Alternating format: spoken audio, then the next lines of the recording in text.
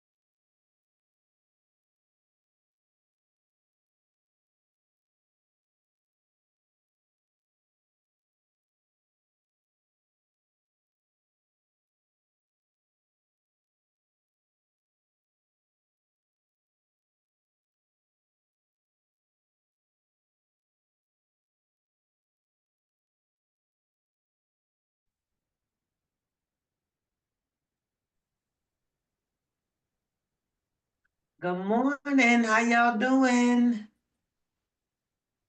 Good morning, good morning. Good morning. Y'all all right in here? Morning. Hey, Valerie, did you get some errands run? Yes, indeed. Said you was gonna run some errands. Hey, Lane. Arlissa, Huh? in the playbook chat, I noticed someone posted their P&L and it was all like, it looked like a calendar type thing or whatever. Mhm. Is that from Thinkorswim? Can you go somewhere to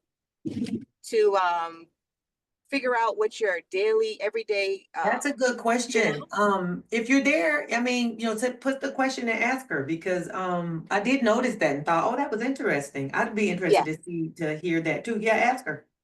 Okay, thank you. Yeah, be interested to see where that came from too. Mhm.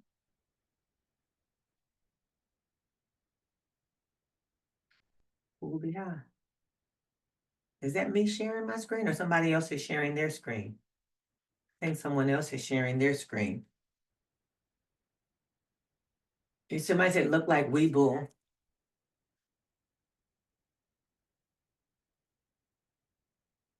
Someone is sharing their screen. I don't know who. It says launch a meeting on Zoom. It's Rhonda C's screen. Rhonda, you're sharing your screen, dear. And we don't mind seeing it, as long as you're okay that we see it for now. Exactly. Here, I just woke up. Hold on, let me figure it out. I can stop it, but you can stop it too. I'm fine with it. You can work it out. Just wanted to, how y'all do? Everybody good? I've been up a few hours, and so Rhonda said she just getting out the bed, but I've been up. I got up and asked Mr. P if he wanted to go for a walk, and I'm thinking he was gonna say yes, and we were gonna just walk our circle, our little neighborhood. So he got up. He said, "Yeah, let's go for a walk." So I got dressed to walk the circle, which I wasn't gonna dress different if I was walking anywhere different, but he started putting on clothes. I was like, where we going? I thought we were just walking around here. So we went over into our the neighborhood where our church is. So we rode about 15 minutes to get there. And then let me make sure I'm not recording if I don't need to be. Yeah. Well, good morning. We are here for the coaching call for the month of May. We're here for the first Saturday every month for our coaching call. And I know I already started this call, but because we were just talking, but I wanted to officially start the call. And good morning, everybody. Everybody, good morning. Good morning, everybody. But we used to do this call every morning. And when we did it, can we talk about rolling contracts? Yes. And if I don't bring it up, Jose, make sure that you ask me again. We used to meet every morning, and I would have a little kind of a word of the day, and somebody was like, before you started your preaching, I remember who that was that used to be with us, who talked about me preaching, and it was before I got into my little thing. But we have to make sure that along the way, this what we do here. First of all, we know it's hard on the systems. It can be hard on the systems. And when I say systems, it can be hard on your nervous system, your emotional systems, because we're knocking on doors. I think it was Donald the other day who made a statement about wealth generation being such a warfare type of thing. And really, generally, we don't look at it like that, but there is a lot of warfare that does happen in this space. And it happens because when we get free financially, it just frees us in so many other areas. So there are forces. I won't get into one religion or the other, but there are forces that will fight against your freedom. They will fight against our freedom. I'm in the same situation. Ain't like it's yours and mine, it's ours, because we're in this together. We're in this thing together.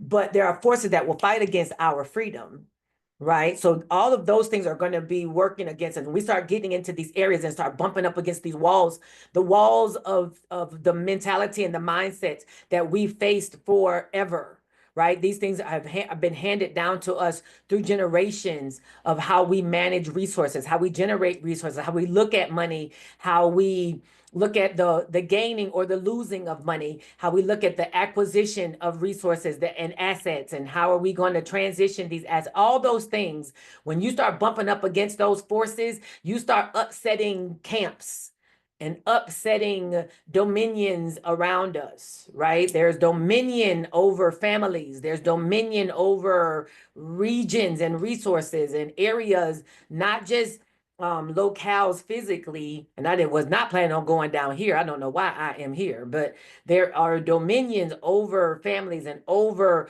locales, physical locales, that when you start going into these camps, and I'm calling them the enemy's camps. You start going in the enemy's camps. Sometimes we don't get to just walk off. Just like I talked yesterday about how the price goes up into 5,700 and peaks in, and it goes into these psychological levels and comes back. That's the same thing happens. We're starting to peak in the enemy's camps. And when you start going into enemy's camps, you don't necessarily need to go in there and come and go rushing through, and they let you in like, okay, cool, come on in. And when I say enemy's camp, I'm talking about going in there into higher resource areas. There's going to be oppositional forces that are going to try to keep you from going into these areas. Some people may seem to be able to walk into some of these areas and not have issues, and the others of us have to go in with our fists up. We got to go in fighting, because the enemy, we suffer violence, and violence taken by force. Some of these areas, we're not gonna go in just one, we're not gonna traipse into the tulips and take over places and regions without a fight. We're gonna have to take it by force. And some of that force is gonna happen in your body. Some of us, we're the first of our family. And I feel this for us. I'm not sure why I am on this. This is not what I came here to do today. Right? Somebody on this call must need to hear what I got to say right now. Because I was not here. Wow, Lord. Some of us are the first of a family that is taking over and going into this space. Some of us, nobody in my family did stocks. Shoot, nobody in my family still does stocks. Nobody in my family does options and does no market trading. And when I talk about it, they're like, what is she doing over there? And they kind of halfway interested, but they're like, what is she? Nobody.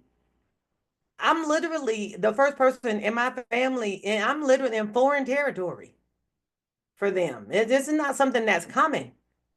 This is not common in my family. And I know I'm not the only one on this call of 23 people who is walking into areas, who was paving the ground, who is really opening up and knocking down and tearing down bushes on the way. There is no path. I'm not walking on a path that was preset for me. I'm creating the path so that way people can come behind me. There's not a path that was already paved for me. Right. And that's the same thing. And I'm saying this, I know when it happens for me, it happens for people who listen to my voice. This is not a path that was created for y'all. Y'all are paving the path. And you may be walking alongside me. And I'm not saying you're necessarily following me. Some of us in this case, we're walking together. We ain't walking behind me. Y'all walking beside me. Right. We're walking together. We're shoulder to shoulder going through the bushes, like hoping we don't get skun up, as my daddy would say, skun up. That's not a word, but my daddy loved to say skun up. We getting skun up along the way. We're taking hits along the way. We're getting scratches and bruises along the way. Some of those bruises that we're taking are, our emotions are getting bruised. Some of our egos are getting bruised along the way. Some of our pocketbooks is getting bruised along the way. But when it's all said and done, we're creating space for those who are coming behind us. We're creating space for those who are with us, who are watching. Some people watching and may never say, good job. They may never support. Okay. I have family members who don't necessarily, but I got to the place where I don't even expect them. I don't expect for my family to come along and go, please teach me what you're doing. I don't even expect that, because I've been doing this long enough now that I don't expect people to come along like, let me buy some stuff. I don't even expect that, because why put yourself through that? But they don't believe me, they're watching because when we get into family spaces, things that I've made a post here and there, it gets tossed out as a comment. And they're not negative. No, my family's not negative about it, but I know they watching.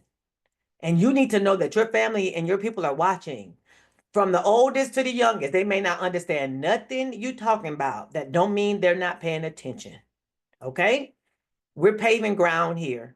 And just know that as we continue to go and pave ground and go into these camps, and when I'm calling them camps, because there's different areas where we're not necessarily welcome. Yeah, we're not necessarily, and this ain't a color-based thing, because economically, sometimes when you at this level, some people don't want you here at the next level, or here, they want you to stay in your lane. But you know what? All these lanes are mine. You know why these lanes are mine? Because God said they mine. Any lane that God says I can go into, it's mine. It's mine. It's yours. Any lane, all of the lanes, they ours. All of them. I'm not a box. You can't put me in a box. There's no box for me. You can't check my boxes.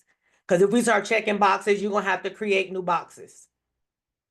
For me, I am literally a unicorn. I know this. It took me a long time to get to the place to realize that I am a unicorn, but I know I am. So I don't even try to fit into the boxes and fit into all the people's molds that they make for me. I don't fit the mold. I don't fit molds. I'm an engineer who can understand all the engineer stuff, but I can also design and create. Most minds can't do both of those things. Most people can't do all that. I can teach you how to do pre-calculus, trig functions in one sentence, and in the next sentence, I can design you a whole billboard. Most people they don't have both brains happening at one time. Oh, by the way, and if you want to run a stock trade in the middle of them two things, I got you, because I can do that too. Oh, I'm still raising kids. I'm still a wife. Oh, are we gonna bake some cakes? I can bake a pound cake that will make your mouth water. I can do that too. Talk about multifaceted. Okay. So some people, and if you one thing, I be your one thing. And sometimes being too many things is bad. Okay. It's not always a blessing. Okay. Just know. But just know, let me wrap this up.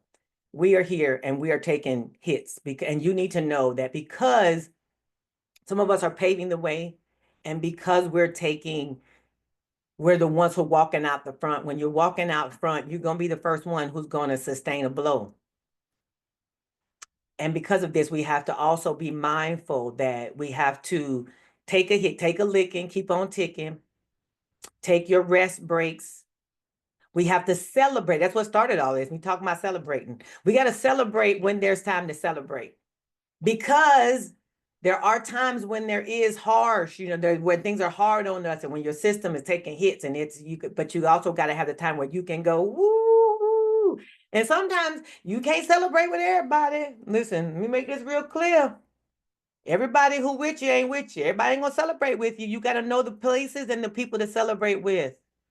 Right. I totally appreciate that you all can come into this Telegram group and you can put your profits here. That's why anytime you see me post with your stuff on it outside of our Telegram group, I block out the names and to block out the pictures, because I don't want you people outside of here to say, oh, she over there making, or he over there making, because I want you to feel safe from the standpoint of putting that in here. I will put my name out there because I'm a social media person and this is what I do. I'm fine with putting, my own. And it took me a long time to get there too, by the way, because I didn't want people poking and prodding at what I did and didn't do. But I also decided pretty early on that I was going to be transparent about that, because there are people in these social media streets who are not transparent about that. And I wasn't going to let that be me. Y'all was watching when I was posting $15, $20, and $75. So please keep watching when I post 7,500 and 8,300 like this morning. 8,675 was the number. Okay. Watch me when I was putting 75, because I was. I was putting $75 happily, because I was so glad to have them $75. Okay.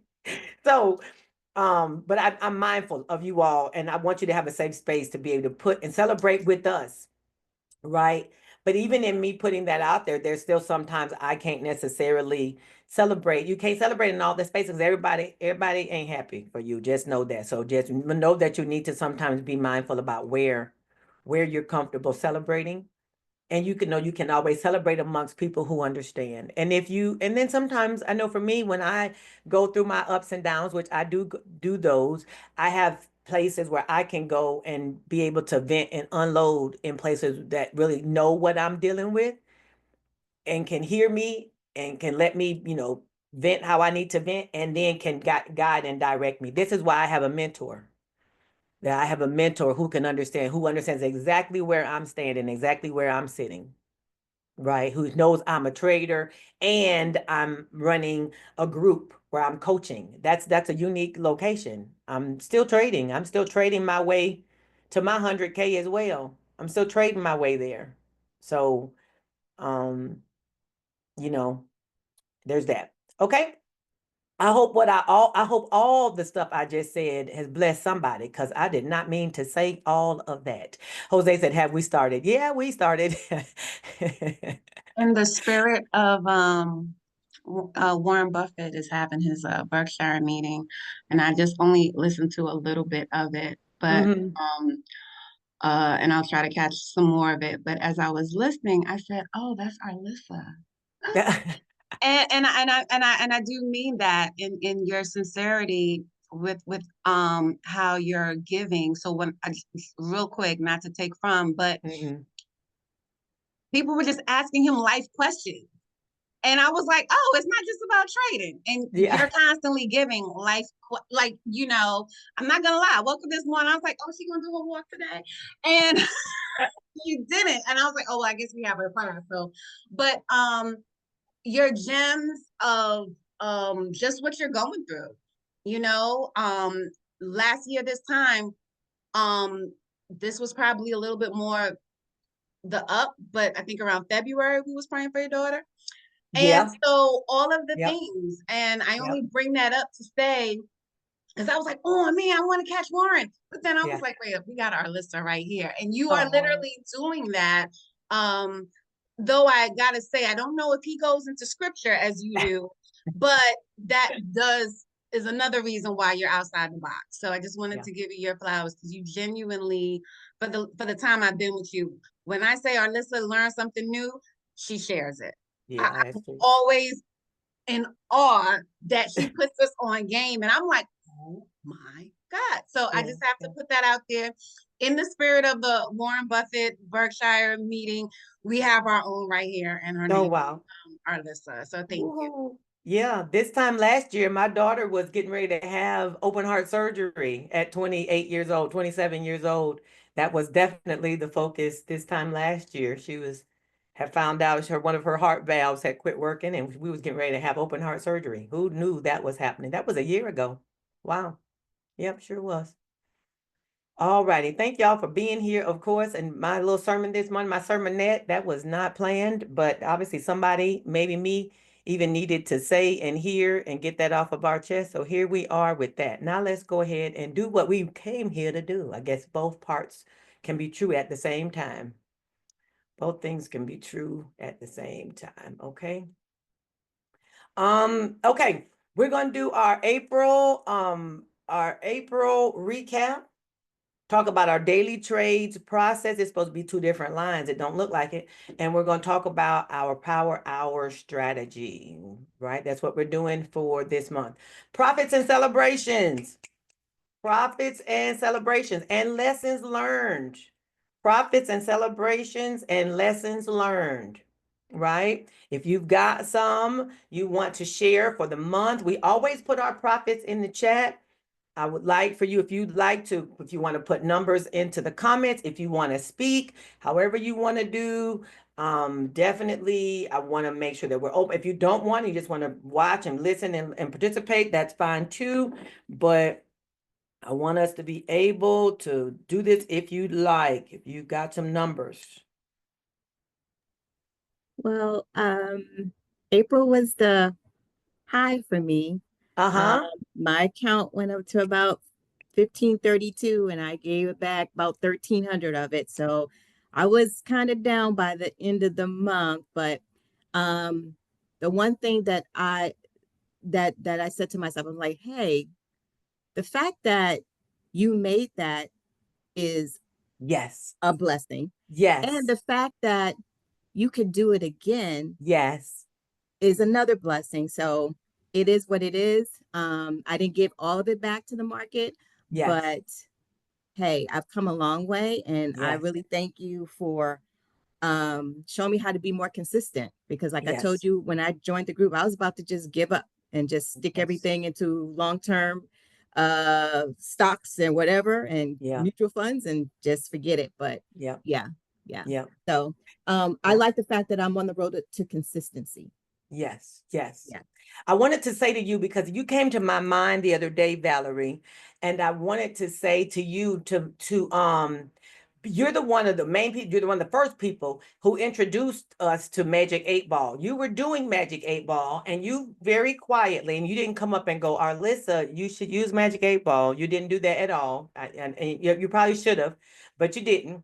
And you were just using it. And we started talking about it a little bit along the way. But what I wanted to say to you is, you had a process you were using before I stepped into the process and started to kind of move things around. And the process that you were using, Val, I mean, revisit that to see, and now you're working, and I know that your time is a little bit different, but whatever process you were using that had you, that you were making money regularly, and then you started to scale up, I want you to revisit that process. All right. So even though we've Okay. started talking about doing some different times of the day and we've kind of fine-tuned the times of the day, look at that and see how that still fits into what you were originally doing, to see, put those two things together for you and your current times of where it's available in your trading and your workday. And I still want you to take that and scale up, because you got something already. You were already being successful before we started doing Magic 8 Ball together. And I don't want you to stop what you were doing just so you can get into what we're doing and then lose your own, your own rhythm. You understand what I'm Okay. saying? Yes, I Okay. appreciate that. Thank you. Okay. Yes. Because you were doing something before, and it was working for you. I want you to go back to that. Okay. Or Okay. intermix the two. Okay. Okay. Yep. But I still want to thank you for, yes, I finally said something about the Magic 8 Ball to you, Yes. and I love the way that you pick it up and you really analyze things and say, wait a minute, how can we do this? How can we do this? And your Yeah. tenacity about, okay, that didn't work. Let's do this. Let's do that. I really do like that. That has really helped, because Cool. it's teaching me a lot. It's teaching me a lot. It's been different to really. I ran into Magic 8 Ball kind of fearlessly, like, let's just, as they say, balls to the wall, let's just run it. And then I had to pull back a little bit, going, well, I run it, I trust it a lot, but I need to also trust and add. Trust but verify. Let me add it to what we already know. It doesn't have to stand. It doesn't need to stand alone, because we know stuff. For people who don't know anything, it can stand alone, but we know some stuff. So it doesn't have to stand alone. Sometimes I think my knowledge gets in the way, though, because I'll look at it and say, like yesterday, Magic 8 Ball was successful all day long. Yes. Every trade that was suggested yesterday was green. Mm-hmm. But during the day, because I was looking, I was like, I don't know. But every trade suggested by Magic 8 Ball was green yesterday. Yeah, because I hesitated on I started looking at around like 150. Yeah. And it was the same number, but Yeah. it kept hitting that 5,700. I'm like, oh no. Yes. Oh Yes. no. So Yes. Yes, I didn't trade yesterday, because and then once after I said I'm not going to do it after 2:30, I was like, that's the cutoff for me. Yeah. It peeked through and stuff, and it still held. So it was Yep. still good. It was still Yep. good. Yep. All the trades were still good. So again, we needed, that's why I'm incorporating Liberation Challenge again, because we still need to know that Magic 8 Ball can be trusted. Yeah. Yep. Anybody else want to share some profit celebrations, lesson learned, anything else?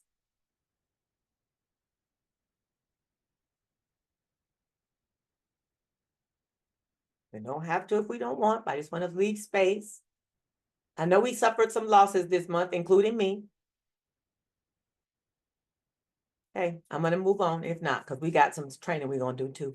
All right, this was my month of April. I actually started using Magic 8 Ball the middle of March. So I could have actually gone back into March and added a few more $1,000 to this number, but I left. I just wanted to look at what did April look like. These are my weeks and what each of my weeks look like. And then for my total, my week 5, which was last week, I only counted the days of April. Of course, there were 2 days of May at the end of the week 5, but what made me want to do, I did this morning. Yes, last week I had two red days. I lost 2,600, I think it was, on Monday, and another I want to say 1,400, something like that, on Wednesday. It was a total of $4,000. It was a flat $4,000 between Monday and Wednesday. And I mitigated that on the Tuesday with a little bit. But after that was over, I was kind of thinking, I kind of had to reassess again for myself. Because I'm always introspecting and looking at what was the difference between last week and the previous time that I was running Magic 8 Ball, and I had done some things different. Well, part of it was we started looking at more defined times. Before, I was just kind of picking times through the day and running them, and like, okay, cool, let's run this day, run this time, run this time. It was more time-based. Before, I was running Magic 8 Ball based on the times, not based on like the best times of the day, the best times of the week. I wasn't doing those. I was like, okay, 10:30, 1:30, 2:10. There we go. And that's when I was running Magic 8 Ball. And it was working fine. You see, I was still doing successful. As I got more fine-tuned into what are the best times, whatever, I started looking at it a lot more closer. Then I won't say I got more nervous, but I got more apprehensive. As I started looking closer, I got more apprehensive. When I was just pushing the buttons, it was working out better. When I was trusting it more blindly, it was working out better. So now I had to come back to some middle place. And that's why I wanted to see what the month looked like. Because when I looked at what did the month look like? Because sometimes when you look at it too grain, even with our charts, when we look at something too close, you see this, but you don't see the overall big picture. And even with Friday, when we're looking at it close by, you can say, well, looking close, it just looked like it's right here. If we turn out to the big picture, really Friday wasn't a big move. Neither was the Thursday. When we saw that big move at the end of the day, really the big move wasn't that big of a move. But because we had been looking in so close for so long, you don't realize that the big move really wasn't all that big of a move. It's just sometimes you got to look in close, then you got to look out. And when I went out to look further, to look at the overall month, my overall month still turned out really nice. This is one of the best months I've had probably in my trading career, right? And here I was getting, I won't say frustrated, but I was right on the edge of frustrated. Like I had 2 big old days. And you know, my mentor, who is TJ, was like, okay, AP, he calls me, AP, we already know losses come with whatever. If you're trading, you're going to take losses. So you need to put that in your mind. Well, of course, if your mind says you take a loss and then you're like, oh no, this guy is falling. Yeah, I don't want to take loss after loss, especially if you have 2 losses back to back. But those are going to be a part of but when you look at cumulative, P&L, you can see that you still have a process that's running. So that also led to what we're going to talk about in a minute of what's our daily and our weekly plan for how we're going to manage our trades. All right. But this is where I want you to take a look at what you did for the month of April, what you did for P&L. And some of you haven't been with us that long, so maybe you don't have a whole April to look at for Magic 8 Ball, but look at what you do have for your time to see what was your process. Do you need to adjust it? Do we need to continue doing what you were doing? If what you were doing is working for you, keep doing it, right? I saw TJ, I'm not sure if TJ's on the call. TJ, we started this, TJ was doing 10:30 in the morning, we were doing our liberation, maybe a PDT hack, and then we were doing afternoon. Even though we shifted to those perfect times, TJ kind of was like, I'm just going to keep, I've seen her, you say, I'm just going to keep doing the 10:30-ish trade. I taught her about the opening range breakout. And for her, once it breaks out, she still plays her little trade. TJ put her little trade on. And she's still doing that, all right? Which, speaking of which, I'm gonna add that back in for us as well, because when I look at the data, that 10:30, 10:40 time frame is still a good time frame. And it's not just the time frame of Magic 8 Ball, but it's the time frame given that generally that time of morning, the market does go on a trend. It starts to trend at that time of day. And we need a trend in order for our PDT hacks to pick up. We get a trend in the morning. This is just the way it goes. We get a trend in the morning. It kind of sits and does whatever it's going to do during lunch. It might keep trending a little bit. It might do its thing. And then there's another trend in the afternoon. So we're going to capitalize off those trends. If there's a trend in the morning, we should get into a potential breakout trade that goes with that. If then it trends in the afternoon, we may ride that trend in the afternoon. All right, we're going to use what works for us. And again, Magic 8 Ball is our edge. It's our edge. It's going to help us with selecting strikes and helping us with what is the trend. So our plan for May, we're going to keep working our strategies. The next slide talks about our strategies. We're going to look at our trading times. I got a screen for that. And we talked a little bit the other day about sizing and risk management. We got to make sure that we're keeping in mind what is your sizing and risk management. I'm going to stay on this chart for that. Okay. Sizing and risk management. If you have $500 that you're trading and that's all you're trading, then you need to plan to walk away from that $500. Okay, if that's all you have to trade with, then if you're trading with it, you need to be completely set in your mind that that money is divorced. You need to divorce yourself from that $500. And if it goes away, you need to be okay with it. Okay, because if all you're trading with is 500, the opportunity for that to go is there. It's not high, but the opportunity for you to lose it is present. It's not a high opportunity, but it's there. If you're trading with $1,000, okay, you're trading with $1,000. If you have $1,000 in your account, then you should trade with only 500 of it. Okay, if you have 1,000, you should trade with 500. Okay, I have $1,000 in my account, is what you're saying. Then you should trade with 500. Why do we only trade with the 500? Anybody got an idea why we would only trade with the 500? So if it goes south, you still have somebody to trade with. Yes, Yeah. right. So if it goes south, if this trade goes bad, then the next day you still got money. Or if this trade goes bad, you can trade again that same. If you decide, okay, that 500 is poof, I got 500 more I can still work with on another trade. You still got another set of money. You still got 500 more to trade with either the next day or that another trade, right? You place the trade with just one. All right. This is what I'm saying with that. This is our sizing. If you're trading or if you have 1,500, right? I got $1,500 I'm trading with or that I have in my account. I would suggest still, these are just suggestions. Okay. If you got 1,000 and you say, I'm willing to walk away from the 1,000, then trade it how you see fit. You got 1,500, you willing to walk away from that, then trade it how you see fit. These are just my suggestions. I can't control anybody's money. These are just suggestions. Okay. I would suggest if you got 1,500 that you place one trade with the 500. Maybe you do this one in the morning. Maybe you do one in the morning and maybe you do one more in the afternoon. Okay. But that other $500, you leave it. Let that other $500 sit. And the reason you're letting it sit is in case these don't go well. You got some more money. You got some more money to work with the next day. Because air ain't nothing worse than having it all blow. And then the next day we ready to do some more again. And you either got to put more in your account and wait for Thinkorswim to take 3 and 4 days to populate your money, which is frustrating in itself. This is all electronic. Why it take you 4 days to get my money in my account? I don't know.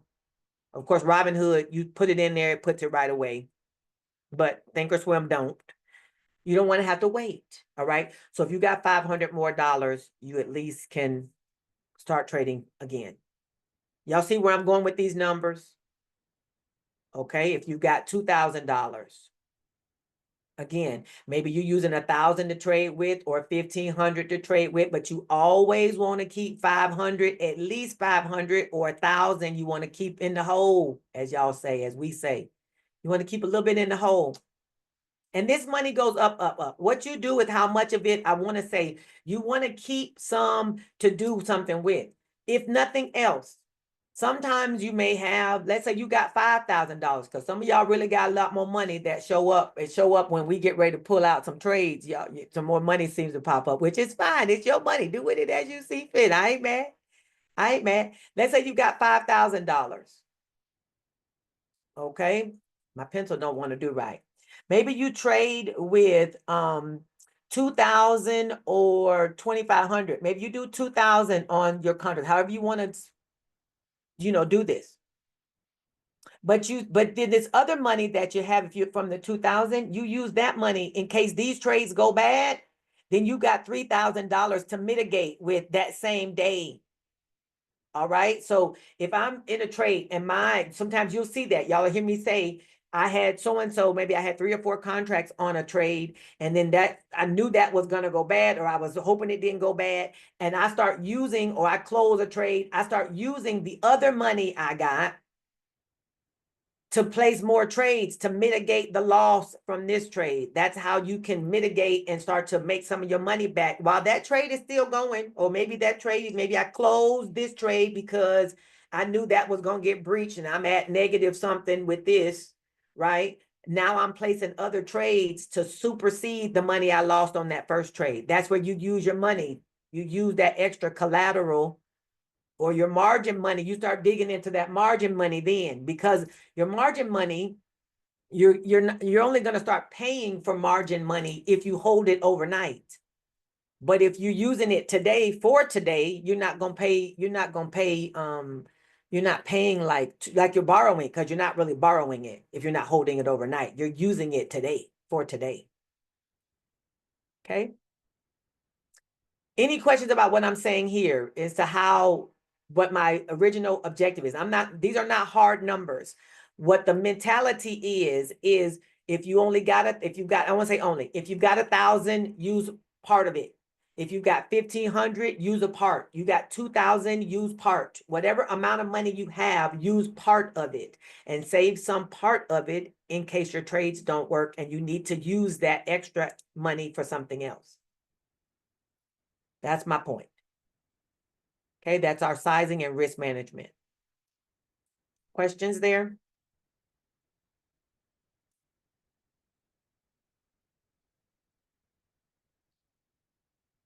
Okay.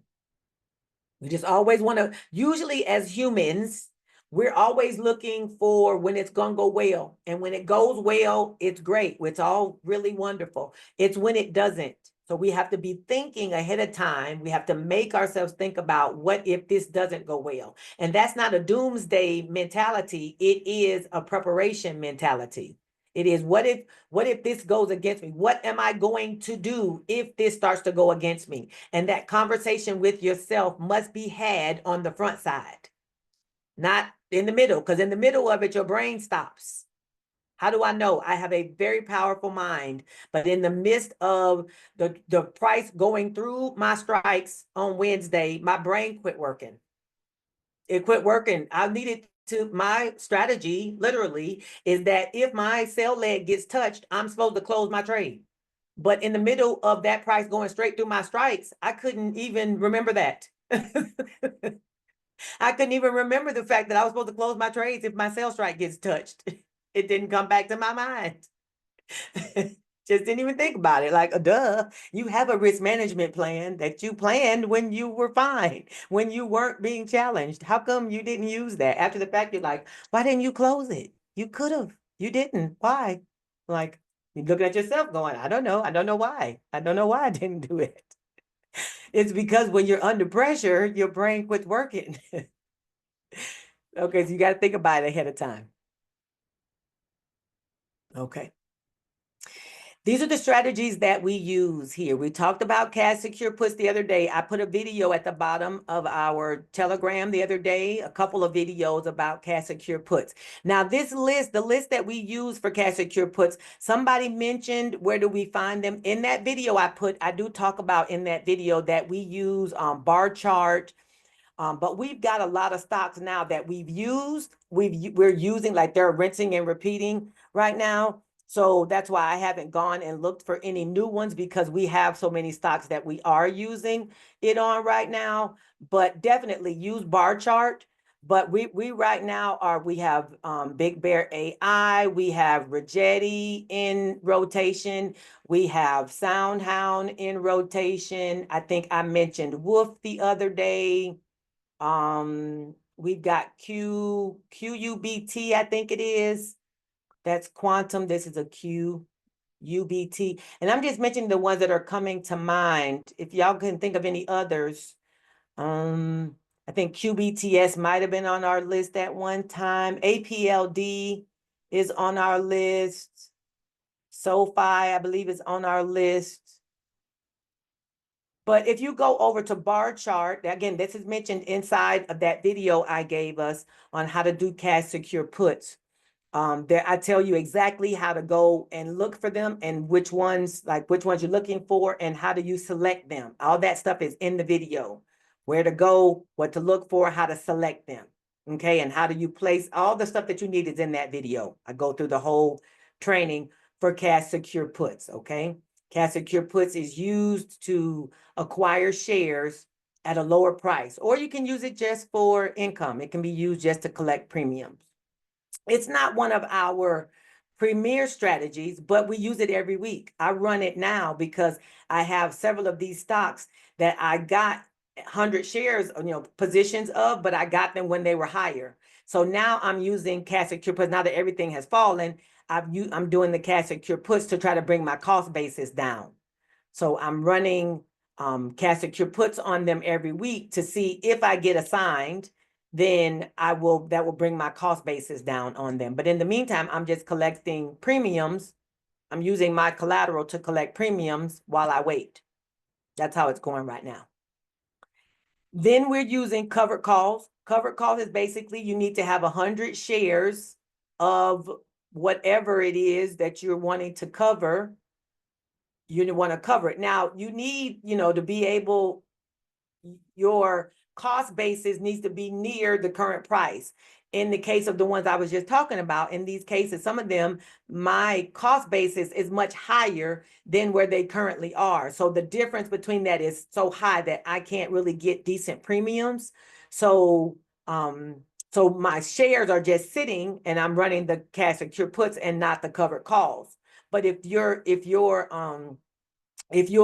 covered call shares are at a good price and closer to current price, then you can do covered calls. If the cost basis of your shares is near current price of the shares, then you can do covered calls. I'm not sure if that made any sense.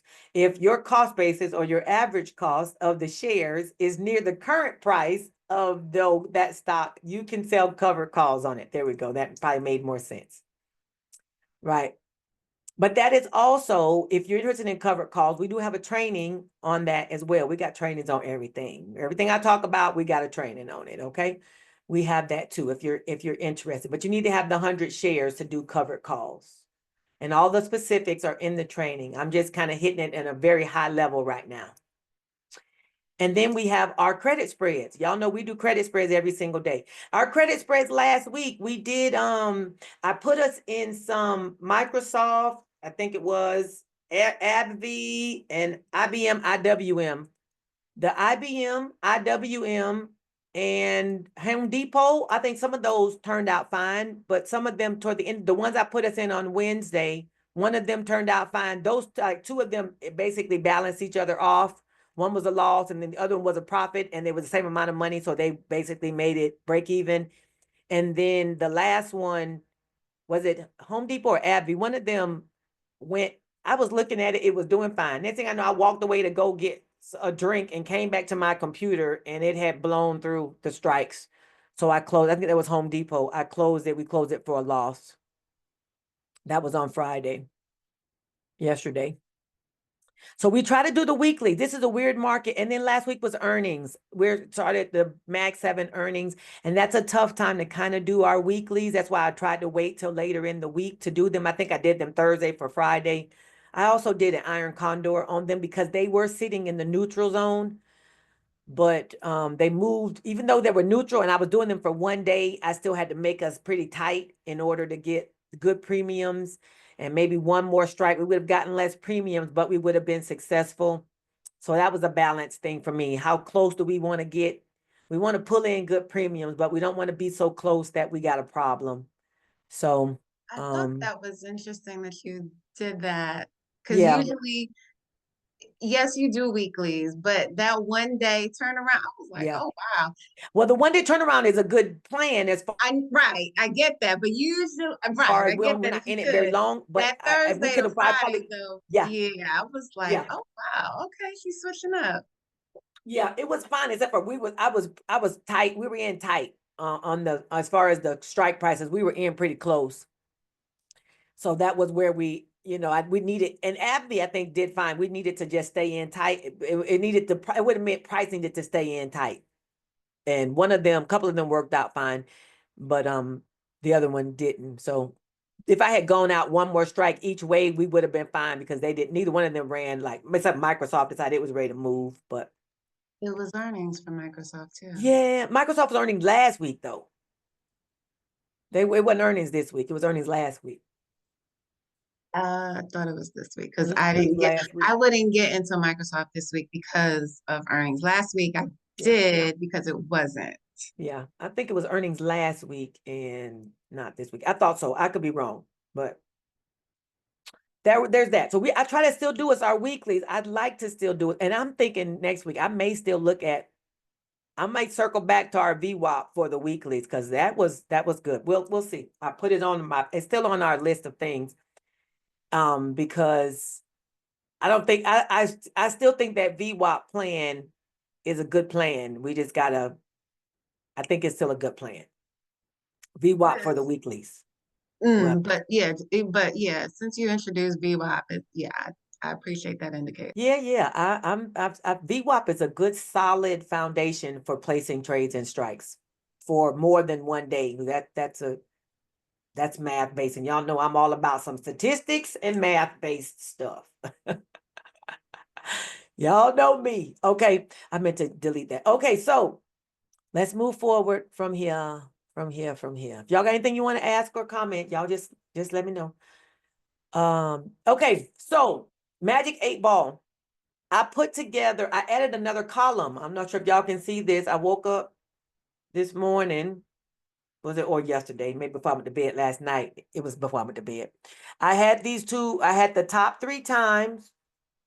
I got this from the days of the week list. This is our top 3 times of each day. This is by the day, right? We talked about this a little bit on Thursday, I think. And then these are also good times because I wanted to have like additional times. If these specific times didn't work for you, what are also some good times? And then acceptable window of opportunity is what I added last night. What is a good window? I look to see if we want times, like if these windows here, you want maybe a wider window. And the reason I went looking for a wider window is as I, introspectively thought about myself. I'm cool with the top 3 times. So I know in this area from 11, in this window of time, I'm looking on a Tuesday, I'm in this window. Also good times 11 to 1:15. But I also wanted to know if I just wanted to play some additional trades, where would be some other good times to place if I wanted some other times? Because I went back to when I was placing trades throughout the day and having success. What times, what when would be times to do that? If I wanted to place 2 contracts here and 2 contracts there and 2 contracts here, where would be some good times to do that? So that's why I added this acceptable window of opportunity. Amazingly enough, some of these times first thing in the morning, which would be a little scary, but like on Tuesday, first thing in the morning, Thursday, first thing in the morning. See, I don't know if I'd jump into those, but they do show that they've been successful first thing in the morning. Ooh, on Tuesday and Thursday, not every day. Well, I'm not sure why Tuesday and Thursday and why not the other days. I'm not sure. But I wanted to add these windows for myself and for you all to see that there are other areas. If it fits your life, you need to see when is a time that fits my world that allows me to be able to trade. Because one thing I don't want, y'all know me enough to know, I'm not just here to hand over fish. Well, I'm not just here to hand over fish. I realize that in the process of what we're doing, we do need, as you all are learning, you do need sometimes for me to hand you the fish to say, okay, I'm in this trade. I'm in that trade. I'm not a trade caller. I'm in communities where they do that. And I realize the level of pressure that goes along with that. And it's a whole process. I'm not a trade caller. I am an educator.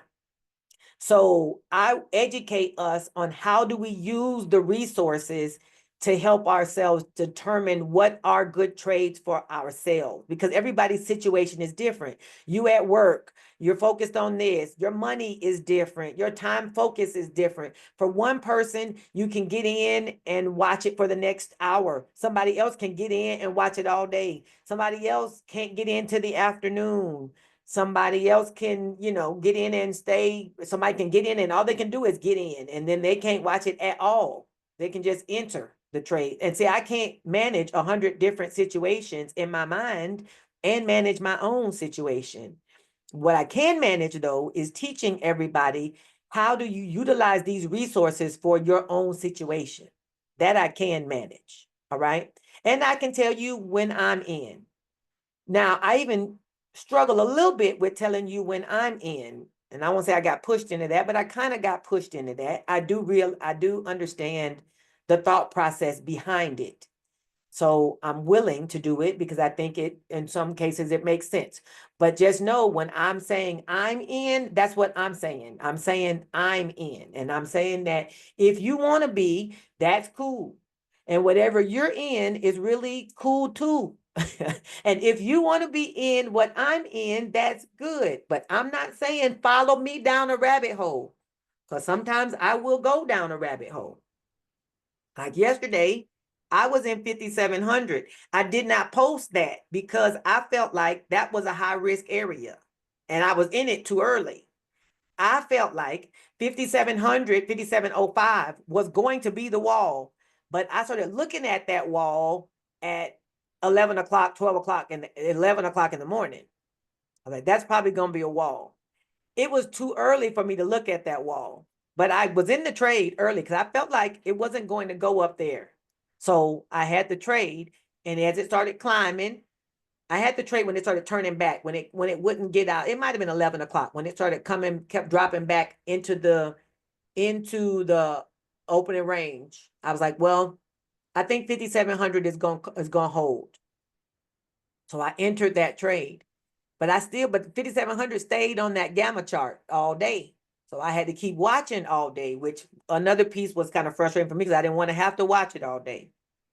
As it climbed and climbed, gamma stayed 5,700, stayed on that gamma chart with the big line. I was like, Then it went up, climb, went up to 86, 93, 96. And I'm having to watch even closer because now I'm thinking about the fact that I've already had 2 losses in this same week. And I'm not trying to endure that again this week. So my emotions are involved, right? So I'm dealing with all the things. And I still feel like 57 is going to hold.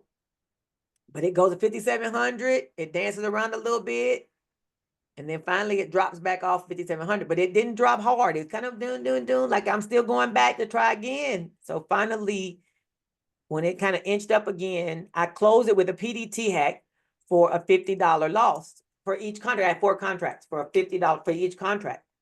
And then, of course, it fell off and fell. And I was like, my trade would have been fine. I would have kept my $400 because I had $100 per contract instead of losing $50 per contract. And I did mitigate. So I ended up making $10 for the day, but my profit could have been $400 for the day, not a $10 day. Right. But I didn't want to take y'all down that $5,700 rabbit hole with me, which it wasn't a bad trade. The timing of my trade was bad. I needed to have waited until price climbed to 5,700 because I really believed it was going to go there. And then when it got there, I could have entered my call credit spread and let it come back down. I could have entered above 5,700, still got a very similar premium on the top side and let it come back down. And I would have felt a whole lot more comfortable about that. But I didn't wait till the timing. So that was for me, and I'm saying all this stuff to say, where I felt like that was a good trade. I didn't want to post it as a trade at the time I entered it because it was risky at the time I entered it. And then I wouldn't have wanted to have you all hanging out there with me at 5,700, sweating with me. I was sweating by myself. I didn't want y'all sweating with me because I didn't want that for you. I didn't want it for me. So yeah, y'all feel me? Okay. I hope y'all hear my heart. So sometimes I don't say I'm in because I shouldn't be in. That's not a place I should have been when I was there. I shouldn't have. You know how you in a bad part of town and you don't want to tell nobody you're in a bad part of town and you scared because you really ain't got no business in that part of town. No way. That's where I was. I shouldn't have been in that part of town at the time I was in that part of town. So I didn't want to tell nobody I was there. Okay. Turned out I would have been safe. Didn't it work out? Didn't all that stuff that they say on TikTok. But I didn't want to take y'all down that hole with me because I shouldn't have been there. Not that early. It would have been a great trade to post after 1 o'clock after it hit 5,700. Then okay, now we're doing 5,720. That would have been perfect. But no. Okay. But anyway, I will continue to do when I'm in because I think that's helpful. I think it's helpful for all of us when I say I'm in, so everybody knows where we are and we can, if nothing else, we can commiserate when we're there. Right. So what I want y'all to have times. I want you to have times that you can use to help you determine and set your own trading plan for each day. Right. So you want to make sure that you have a time window that you're working with for because each of your days is also different. When is a good time for you to trade in your own day, right? Updated year-to-date info. This came out this morning or yesterday. The overall best times to trade SPX verticals is from 1240 to 1255. This is the yellow times. Remember on that screen, I didn't bring the whole picture up, or I don't think I did. They had a whole new picture. I will put it in the chart if y'all want me to, but sometimes I put that in there and y'all are like, I'll show the picture. Y'all are like, what is this? Because sometimes you're like, y'all are like, what is this you gave us? And I was wondering, but I like to give y'all data too, because I want you to know this is under, if you're in Magic 8 Ball, it's under log results. Okay, so if you have Magic 8 Ball, if you have your own Magic 8 Ball too, you can go under journals. I have a channel, Educator to Trader is my channel, under journals. But under reports, you got log results. And under log results, there's a guy, Jed J26 guy. He takes care of the data, seems like. And year to date, best times to trade. I know that's kind of an eye chart, but this is the vertical column. This is the vertical column we're looking at here.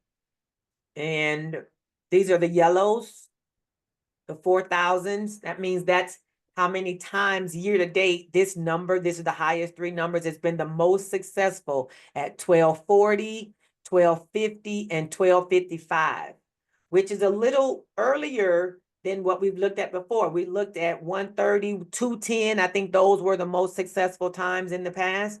Looks like it's coming in a little closer in the day, 1240, 1250, 1255. I put that on that graphic I just put there. But when I looked at what's a good window, I looked at times that are like over 1,000. And I think I went with this whole window here, starting at 12 o'clock or 12:05. Actually, 12:05, I think, is what I put there. 12:05 is over it's like 2,800. Can y'all see those numbers? If you zoom in close on, if you're looking at your phone, maybe it won't be as clear.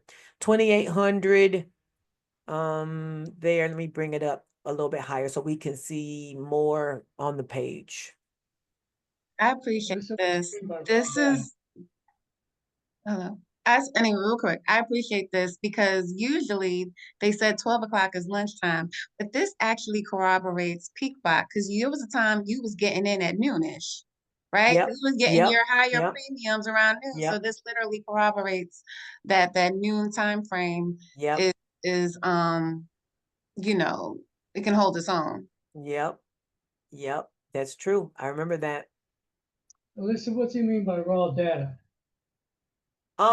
This data comes from Magic 8 Ball. Magic 8 Ball keeps track of the data of the when the trades are placed, and raw data basically means too that these are trades that were entered and they were not managed at all, which means they entered the trade and it's set to go all the way to expiration. Okay. So this is no management, no nothing. That Magic 8 Ball is designed that way, by the way. Designed to open and run all the way to the end of the day. So these numbers are telling you, these are the number of trades this year that have been opened at this time that successfully ran to expiration. So starting at 12 o'clock. So the highest times this year have been 1240, 1250, 1255. So I did also a window of times. Actually, there's one more up here. There's a 27. That's why I've also put 1045 and 1050 are 2700 and 2300. And then there's a 1130 is a 2100. I didn't put that on our sheet. But then starting at 1205 all the way to 230 is also at least 2000 is the success rate for this year. So that's why I gave us a little wider window. This is overall, this doesn't count by the day. This is just in general. This time period in general is a good time period. These are good time periods in general for SPX verticals to be traded. Okay, questions about this information? Clarifications? Thank you. Do y'all want me to put this piece of data into our chat? The one clarification I do have, or I guess I would have, would be like, let's just take the 1 o'clock. Okay, That's basically the Magic 8 Ball that's being posted at like 1:01, yep, right? Yep. Got you. So not the one that's actually posted before 1, but the one that Yes. comes out after 1 o'clock. Okay, yes. cool. Yep, That's what I yep, thought it yep. was. Okay. Yep. So the 1 o'clock, it's the 1 o'clock one. It's just we don't see it till 101. By the time it hits all the places it's supposed to go, it's usually 101. But the information is aggregated at 1 o'clock and it makes it to the platform at 101. Yes, good question, Curtis.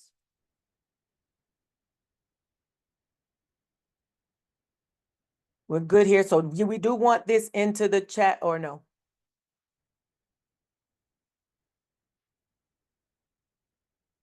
I was want to make sure I give y'all all the data you can stand Yeah. if you want it.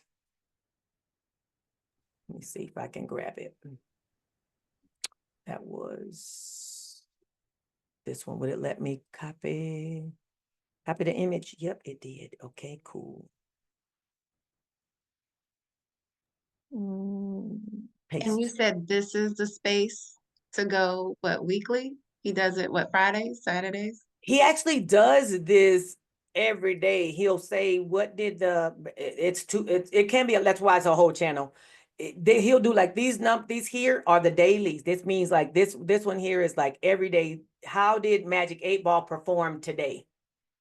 And it says like today on verticals, like this is how I know that Friday was successful all day long. Well, this afternoon, he'll show that how did it go during the day. But yes, you can go to this channel all the time. He usually does the weeklies or the year-to-dates on Fridays, but he's putting data in here all the time. Year-to-date, SPX strategies, there we go. As of 5/2/25. There we go. I put it at the bottom. Anybody who wants to check it and do a look-see. There's a lot of stuff for those who have Magic 8 Ball that you'll quickly walk through. Go take some time when you're scrolling instead of scrolling Instagram or whatever else. Open up some of these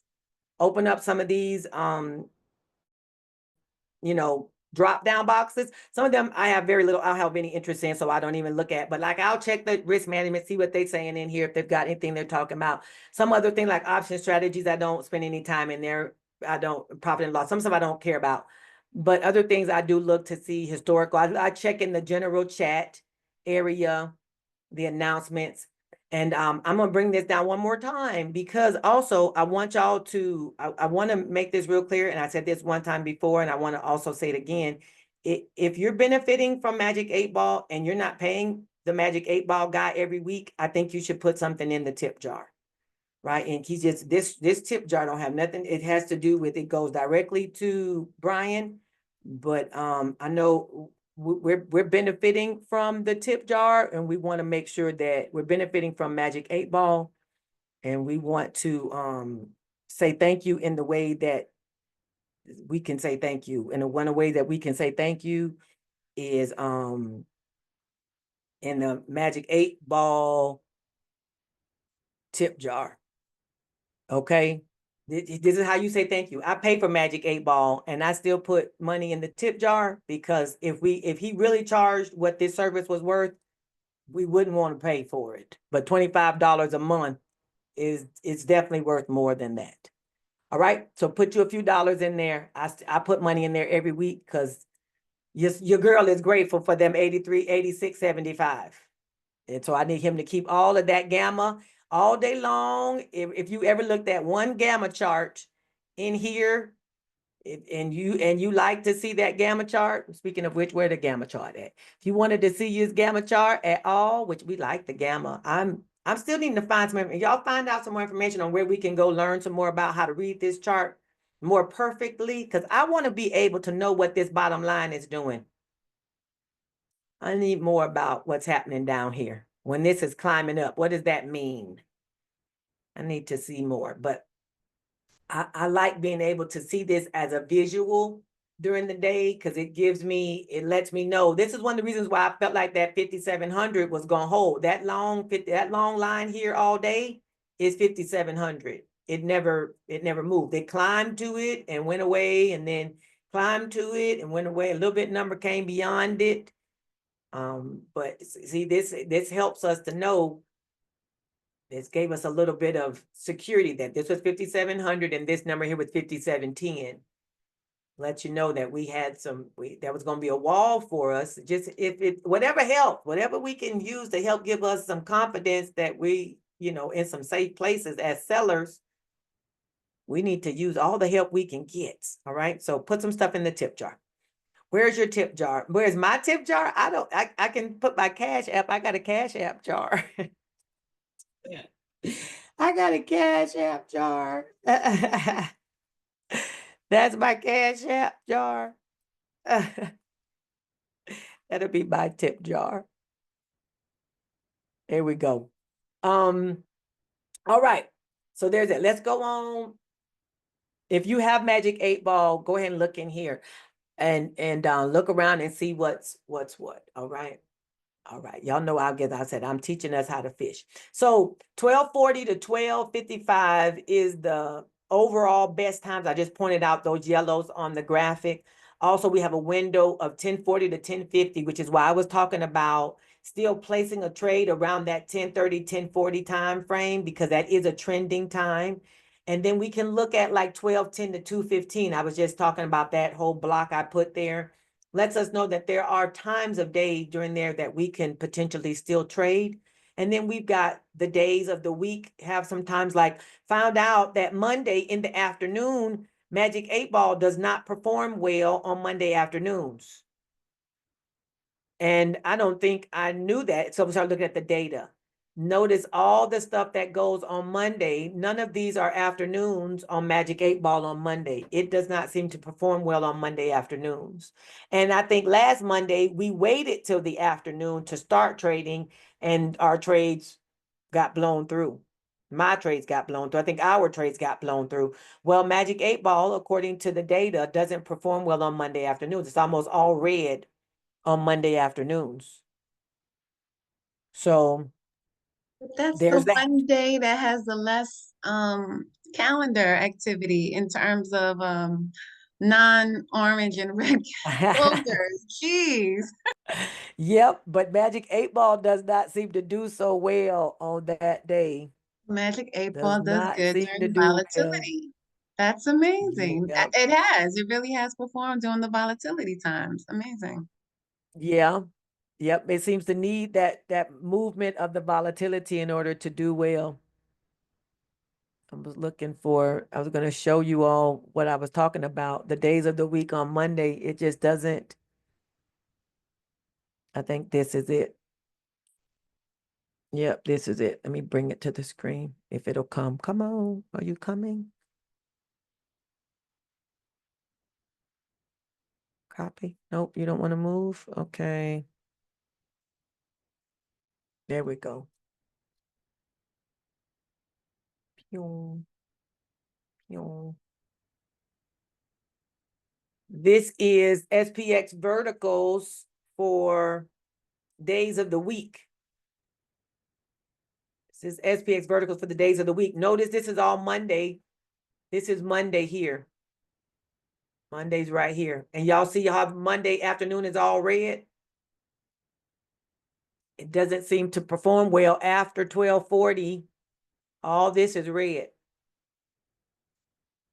Same thing for Wednesday mornings. It doesn't do so well on Wednesday mornings. It does have a little bit of opening right here in the 10:30 or in that 9:40 area. But morning time, it doesn't seem to do very well. It picks up, with the best time being at 1 o'clock, it starts to pick up about 12.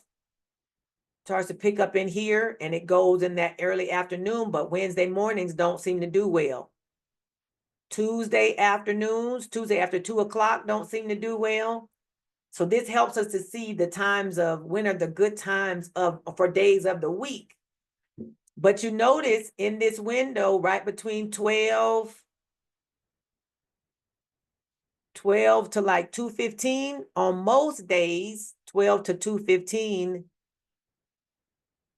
is where you got a lot of your goodness is in those times. Tuesday is a little bit early. Tuesday goes into the 11 o'clock time. But I put that all in that other graphic. I wrote those times out. So you don't have to look at this to see it, but this is where all of the data that I got from that spreadsheet came from here. All right, I took the data from here and put it into something that we can look at in a chart. I put it here for us. So we can just grab it in a picture and be able to see what we're talking about. Okay, I hope this is helpful. Hope that's helpful. All righty. Anybody got any questions before we move to the power hour strategy?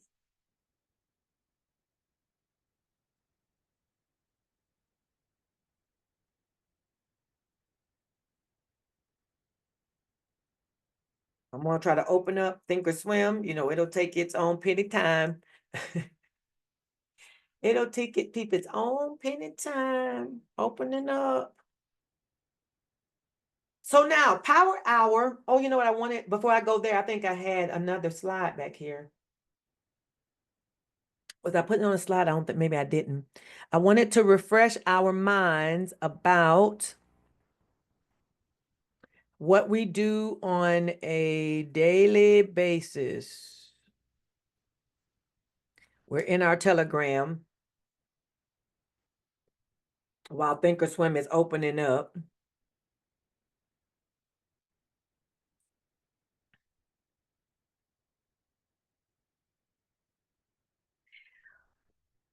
She back. Chica Mika is back. We back with the Liberation Challenge. We liberating for May. Why we liberating? We not free yet. Good grammar, we not free yet, right? We're not free yet. So we still, if you'd like to, this is no pressure, please, no pressure. I'm not having anybody go nowhere they don't want to go. But we're looking to trade at least one contract on that morning. Magic 8-ball numbers. You can let it run or let it do a PDT hack. Really my point with it, not necessarily let it run all day, but we want to be able to do a trade in maybe that morning window. So we can really begin to utilize, we're watching in the morning, watching for the trend, using our opening range breakout process to see if we can capture some profits and premiums in the morning on the trend for the breakout. We already see that every day it don't break out hard in the morning. Some days it dances around that opening range and then finally breaks out. But if we can capitalize off of that trending move and then use our PDT hack, if you're a PDT hacker, otherwise, you could either do that, set up a close, or you can wait till the afternoon and go with that. All right. However you want to do it. The plan for the reason we were using our Liberation Challenge is you could potentially double your money in 5 to 6 days. And how is that possible? Well, that's possible with this. You start with You start with $500, right? You're gonna, the first day, let's say you add 80. The next day, you maybe add 85. Perhaps the next day you add 75. Right? We already up to, what's that, 80, it's 380s, 240. Maybe you get a 90 in here. 330. Another couple 80s.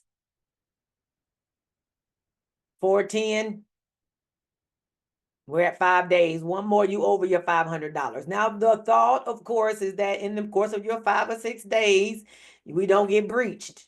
But even if along the way we do, you've made some of the money. So you still aren't given, you're not going to lose the $500 because you would have made some of the money. You know, of course, unless you get breached on the very first day, which is definitely not the plan. But you will still make some of the money, so you make some profits and some premiums along the way. And while you're watching, you're going to be engaged in what's going on with the stock. You're engaged in what's going on with the process. You're watching how SPX is moving.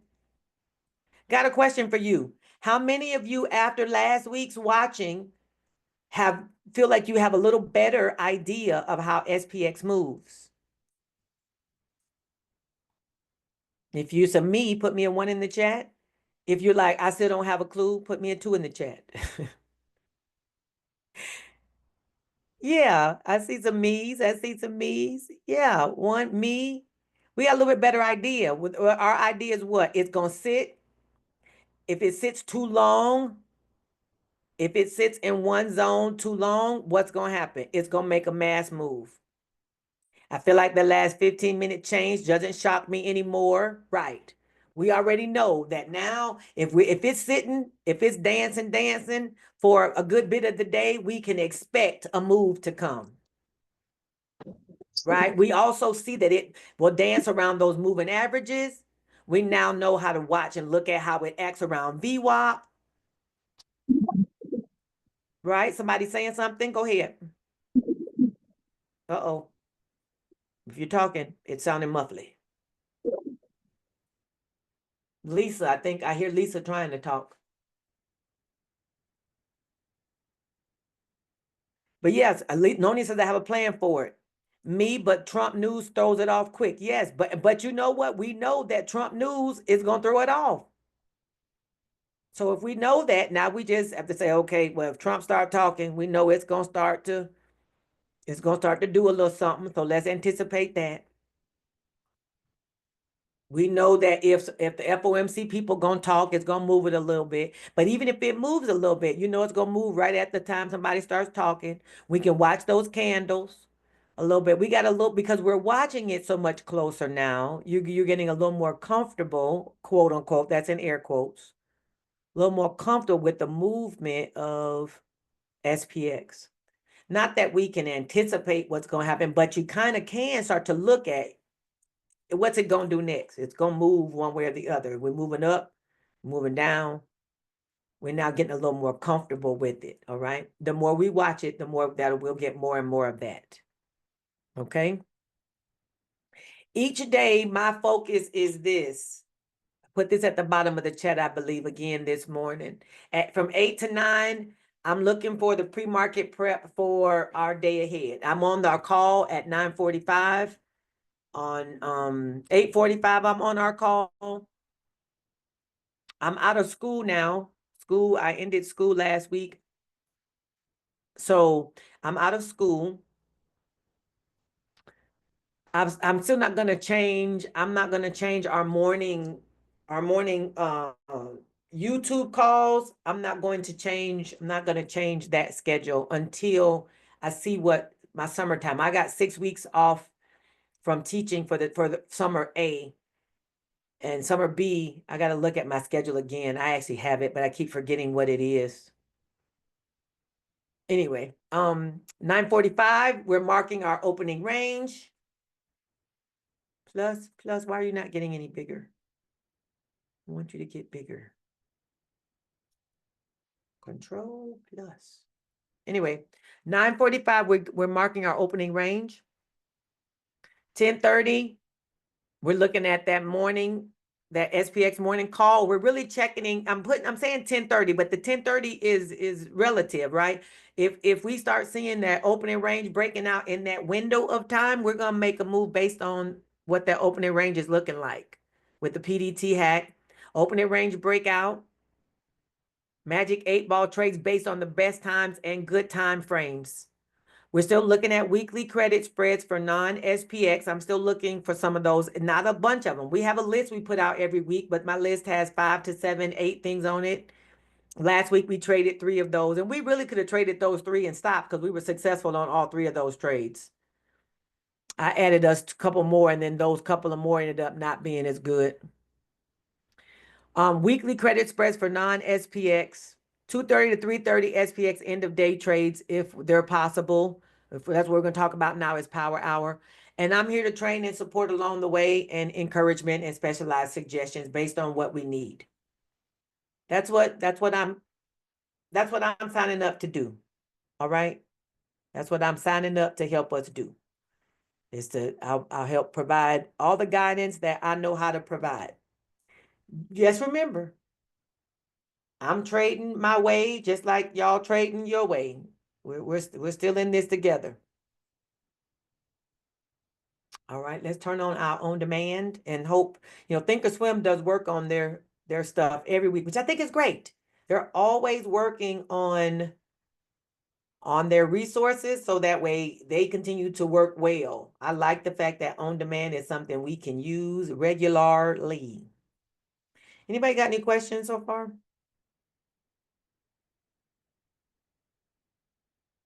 I think I put, this is all in our Telegram chat. What do y'all think about the trades channel? I asked y'all that on Thursday. Everybody cool with that trades channel? Some of y'all forget to go check it. It's cleaner. Yeah, I think it's good that we have a place for things all in one spot. I think that's good. Melissa said I like it. Yeah, that it's over here, and so stuff don't get lost in the shuffle. You won't miss anything. You can, if you don't want to hear all the other conversation, you can, mute that other part and just make sure this one is, make sure you can still see this pop up or whatever. Tanya, y'all know Tanya's usually with us. Tanya Harris is usually hanging out with us. She had a death in her family, so you all pray for their family. Pray for her husband, and their family. Okay. Power hour.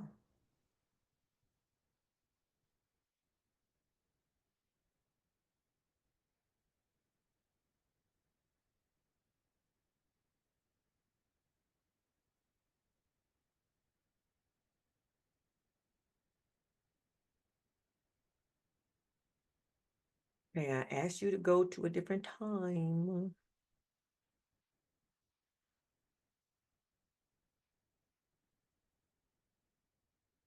Tab, go.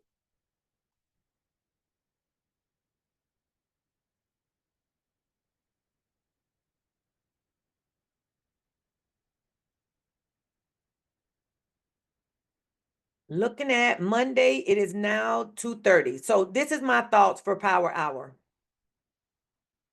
Used to be, we really could select strikes during power hour, like in the window of power hour, and have some comfortability along the way. I feel like now, if you're going to get into power hour, you probably should get into something before 3 o'clock or after 3:45.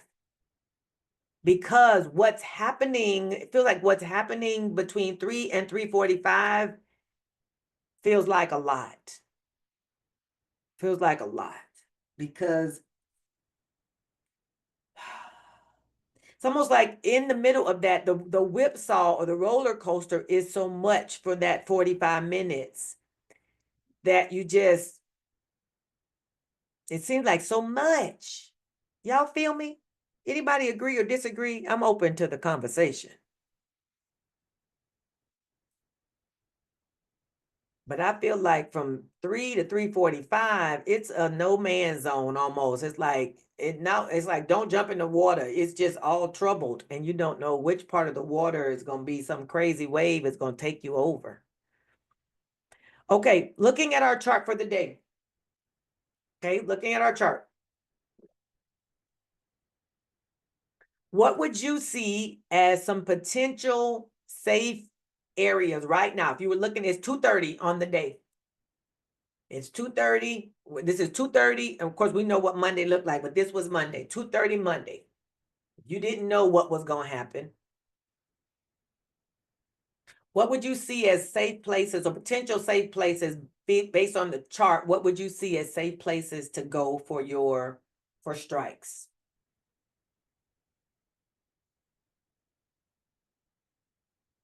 I'll get us closer to. Now I know usually we have things like VWAP to look at and other things, but just based on this, what do y'all see? Melissa says below 54.70.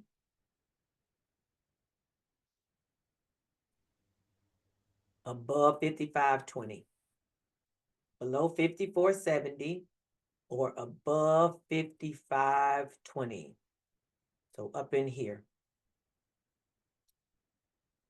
Yep. Melissa, tell us why you picked 55.20. Your resistance set on the 15-minute time. Mm-hmm. So I put that there based on, come on. Okay, pick up the line. There we go. I put that here based on this right here. They don't want to move, but it's based on this over here. Based on this little tweezer. We got tweezers over here. So now this was that previous Friday.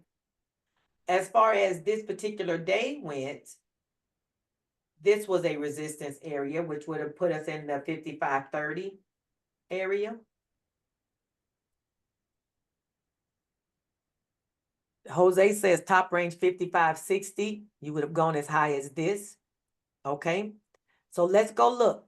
So above this 55.60, 55.50, 55.60. Let's go look at money. What kind of money we're looking at? Because this is a pretty wide range.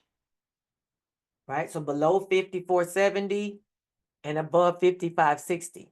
If we were going straight with just what we see on the chart, let's go see. Trade. I'll pause the chart right now while we go look. April 28th. Let's go to the verticals. 55.60 and 54.70. So 54.70, we would receive, let's say $35, because it won't be 37. $35 down here. And 55.60. It's probably not going to be much up there. That's a little high. Yep, $5. So at this point, we'd be at $40 overall. Let's go back to the chart, because I think we can get a little closer to 55 than 55.60. Current price, though, is $54.98. Where we at? There we go. Okay, I'm running this again.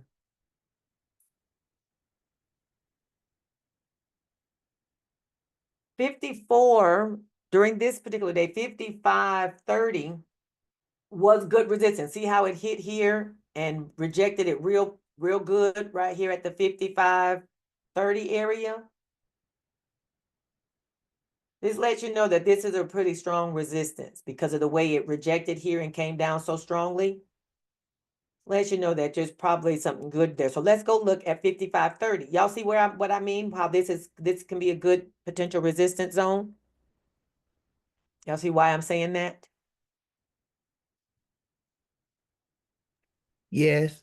Let's look at 5530 then. Okay. 5530 pays us $30 more. So now we're at $65 for a range. Totally chart based. We had 5530 and 5470.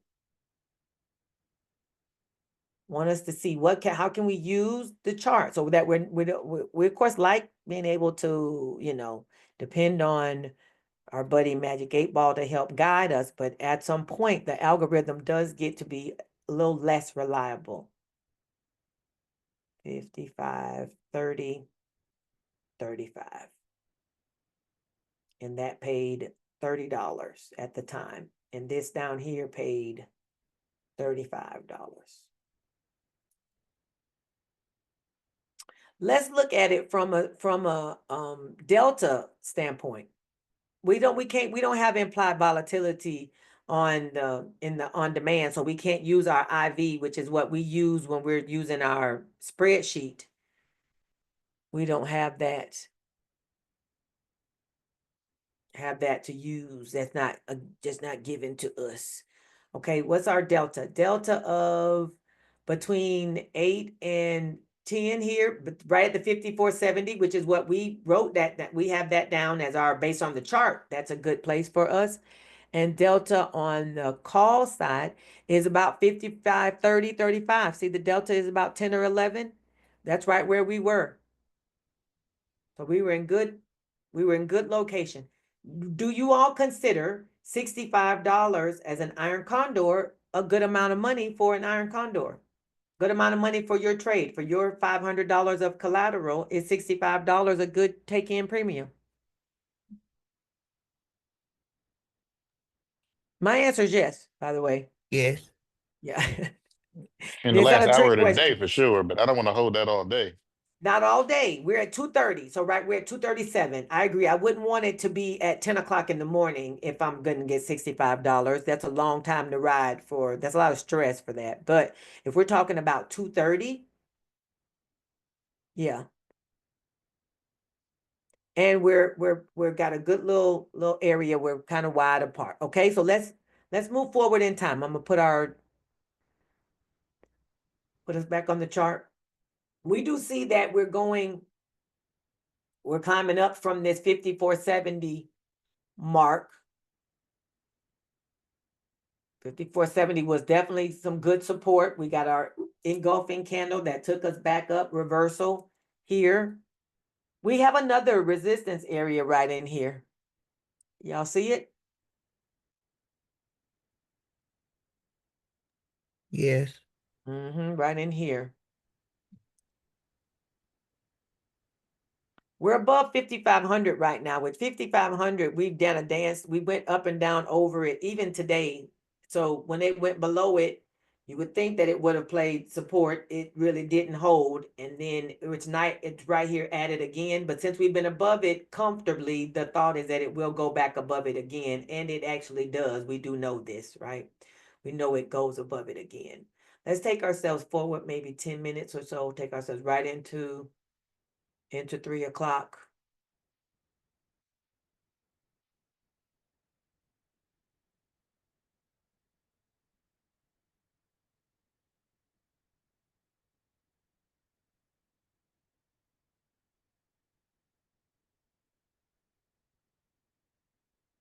I'm looking at the buffering up here in the corner. That's why I'm looking up here.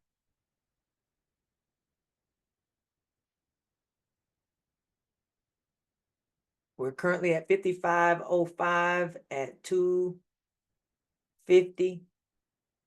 I'm gonna take us forward 10 more minutes. Basically right before 3 o'clock.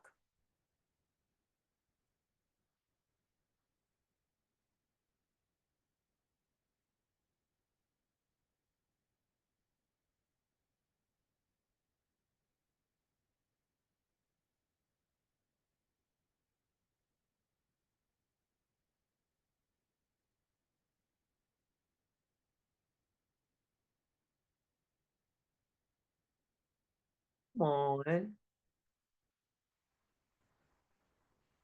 There we go. Looks like we're still in the same place price-wise. 55.05. It's kind of sitting there, which is what we remembered from Monday as well. It kind of hung around in here. Nice little move. Let's see if our area of premiums has changed any. Trade, we had what, 55.30? 55.30, 35. Still paying a little bit more money. You probably could get 35 or 40 off of it. But we got 30 when we did it a second ago. The 54.70 here is probably not going to pay as much because it has moved away from that price. It's paying $15. So it wouldn't have paid, the bottom number wouldn't pay as much because the price has moved away from it. Okay, now we're coming into 3. It's right at 3 o'clock right now. Right. So now this is where, the ride starts. I believe it's being recorded, Jose. I think I'm recording. I think I remembered starting it up. Still climbing a bit. I'm going to take us to 315. Now, if you already have your one side set, because by now, honestly, we're probably not looking to set your first trade in the middle of power hour. By now, you're really looking at maybe the other side. You're looking maybe at, your iron condor. Like if you already had trades going from earlier in the day, and you're looking to see, what do I want to put on my other side right now? We're just watching. Most likely you're watching. If you've got already numbers, you're, praying that your numbers don't get breached. Jose, thanks for hanging out. That kind of thing. This move right here is just steady moving though. Steady moving. Somebody, if anybody knows, I was talking to TJ about what does a short squeeze look like? Or what precludes a short squeeze? Does anybody here know what leads to or what lets you know when something is going to squeeze? I don't, which basically is what I'm saying. And if you do, I'm open to hear. He will tell me, but we didn't talk about the how. We just talked about that. That's what happened. I don't know personally yet. I don't know yet, but I will know soon. Because I need to know when SPX is sitting still, getting ready to go one way, I need a little bit more understanding on where it's gonna go and how and when. Alyssa, I can't answer your question as to when. I just use the indicator, honestly. Okay. There's an indicator on Thinkorswim, and I usually have it on the bottom of my charts. What's the name of it? It's called TTM Squeeze. Oh. Okay. The indicator was made by John Carter, and he shared the free version. He has a free version on Thinkorswim and I think on Tasty. And I think there's an analog on TradingView. It's not named exactly the same thing, but you can find it. So if I go into edit studies, I just put in TTM squeeze. Yeah. Huh. Who knew? Add selected. Now I gotta figure out how to understand it and read it, but I mean, I've watched the videos. You can find videos on YouTube where they discuss it, obviously, and it's like when the it's like kind of a mixture of the Bollinger Bands and something else. But basically when it's flatlining, when it's flat, wait, I don't think on this chart you're really seeing it, but if you look at the blue, the light blue is kind of like rising momentum, and it kind of like tops out, and then you see when it starts turning darker blue, it's kind of the momentum is kind of waning. And that's on the plus side, and same like red and yellow on the, when it's trending down. But there's a period in there when it's flat, he has a paid version of the indicator with black dots. When it's kind of like when there's nothing in there, kind of like around 11 o'clock, 12 o'clock, like some of those dots might be black, and then that's when you know um a squeeze is about to fire. So the free indicator is very much the same. It's just doesn't have like he has a little oomph on there. So you know. Huh. Well, looky there. Okay. Thank you, Dara. Very Yeah. helpful. Yeah, sure. I mean, I have that on the bottom and I have usually a volume on the top. Well, SPX doesn't have volume, but yeah. Yeah. So that's what Yeah. my Yeah. chart looks like pretty much. Cool. Yeah. I wonder if that's on TradingView also. Be curious. I mean, TTM, I think used to be wasn't that the name of like Thinkorswim? Like before it was like, but if you Google, I'll see if I can find it. I'll see if I can find it. It's not, because someone, in TradingView, people make the indicators. Right. So it's named after like The person that person. made the indicator. Yep. And basically tried to find, the back coding or whatever to match it to make it like TTM squeeze. Yeah. Cool. I'll Okay. see if I can find it. I can drop it in Cool. the chat. Appreciate it. Dara, thank you. Appreciate that. So on TradingView, the one by officially John Carter's company is the ST Squeeze Pro. You usually have to pay it and then it's there, but there are other TTM squeezes, to Dara's point, that are there free of charge, and it's about choosing, I suppose, the one that would be the most appropriate one. I don't really see that much of a difference, to Dara's point, the difference between the Squeeze Pro and the free one. I have the paid one on TradingView.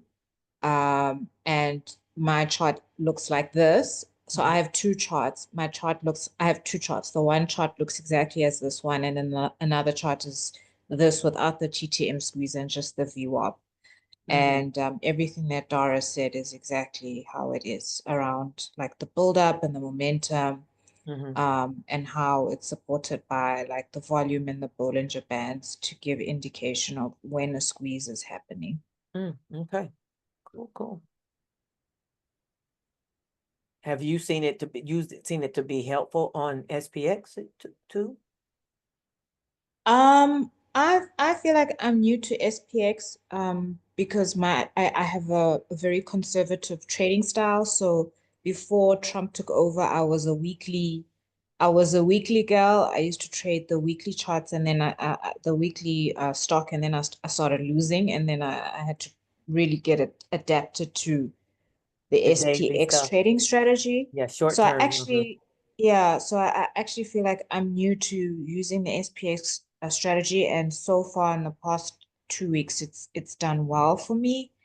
I think it's too soon for me to say, but I know from a weekly it's very, very helpful. So Toki says, what is a squeeze? And somebody can explain it. My very random and general thing would be a squeeze it when something happens and basically it shoots up. Almost like if you squeeze something out of a tube really fast, the price squeezes and goes up, but I'm told that's very general and very elementary. If someone has a better explanation, go ahead and give it. So a squeeze is like when there is momentum. It's a measure of momentum in a particular direction of the the stock that is mentioned. So, what is the buildup that's happening? What direction is it happening? And how much of a buildup?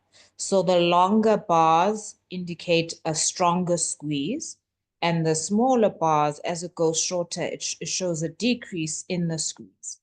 And you'll find that then the direction of it will also move in the same way that the bars move. So for example, if you look at the red and the yellow of that squeeze, the yellow, it means that it's actually going up in terms of the direction of the stock, but the momentum of itself is decreasing. So that squeeze is going to decrease in terms of the volatility and the volume, and the stock itself is going up in price. So you'll see that it often mirrors the direction of the bar. So if you've got red and green, it mirrors the overall trend. But the volume itself, the longer the bars for the squeezes, the greater the volume and the change that's happening. It's kind of like people are piling into the trade. Yeah. Yeah. Gotcha. It All right. does work on every time frame, but just like anything else, like when the shorter you are doing something, it's less predictable, right? So most, I think, people use it when you're trying to do longer trades, you know, because you're trying to prepare for something that you think is going to squeeze that, that might be a weekly trade or a daily trade. It does work on the 2 minutes, the 5 minutes, the whatever, but Right. it's just a lot more noisy, and maybe less helpful, but sometimes it can, I use it in conjunction with other things with my indicators to see like if you can see like something like if you're looking at SPX and it might be coiling or it might be tangled between the EMAs or something like that, that might give you, that with the squeeze might give you some notion that it's gonna like kind of shoot in one direction or another. Okay. Yeah, so it's not something, I don't think you use it by itself, but you use it in confirmation with, other things. And like I said, also potentially if you're doing like bigger trades, right? Because that's his, John Carter's indicator. I mean, he uses that to do swings ultimately, you know what I mean? Like, and he's putting big money behind them, So, yeah. Okay. Thank you for that. Okay, so if we had entered our 55.30 trade, right, at what do we say, 2:30 something, we would now be a little concerned, wouldn't we? Because it's now the current price, it's about 3:30 and the current price is 55.24. Right? Let's look though, it's continued to climb. And in power hour, this is just another note about SPX generally. When SPX picks a direction during power hour, it tends to continue to ride that direction for the majority of the power hour. Right? So now we talked about the 55.60. Let's look at that. Okay, so now let me make another point. One thing we may consider, because we've talked about iron condors before, one thing we may consider if you were entering your iron condor or you were entering your trade at the beginning of the 2:30, whatever, if you were just entering, since we were just coming off of this pump right here, then it would have made sense to enter your PCS first and to wait to see what would be the stop or a better place or better time to enter the second trade, right? We saw even here that it was starting to push in the upwards direction, so it may not have been the time. We identified that 55.30 could be a good resistance place, but it probably was, would have been wise to wait to see, like we were talking about that 5,700 earlier. Let's wait to see that that is a good resistance place before we actually enter the trade. Not enter the trade with the thought that it's the right place, Arlissa, but enter the trade after it shows itself to be the right place. All right, did that make sense? This is something I'm continuing to remind myself as you see, right? So now let's look though to see what's the delta of the 55.60 now, because now we're up in the zone where 55.60, which is also resistance. The delta up here is a little low, it's 0.3, right? The delta of the 55.45 is around 10 now. 55.45 is around 10, but the delta of 55.30 is 34. So we're in hot. It's hot up here now. 55.30, we're right in the zone, right? And it's a little, this now is a little more uncomfortable with 55.45 being as far as delta goes, 55.45 would be something we would look at. Okay, I want to take us back to the option chain, because if you were here at 3:30, which again, I don't think this is where you would necessarily enter a trade, because at this point we're still only halfway through power hour. It's 3:30 and price is still pushing from all we can see. It wouldn't necessarily be the right time because it hasn't shown itself to turn around yet. You really don't have evidence that it's the right time to enter this trade yet. But if you were looking at 55.45, you're going to make about $25. But it's not quite, based on what I can see, it's not on this chart. It's not quite time. It hasn't shown itself that it's reversing just yet. All right. Now I'm going to take us to 45, because let's see what happened at 3:45. Let me clear some stuff off our screen so we can see.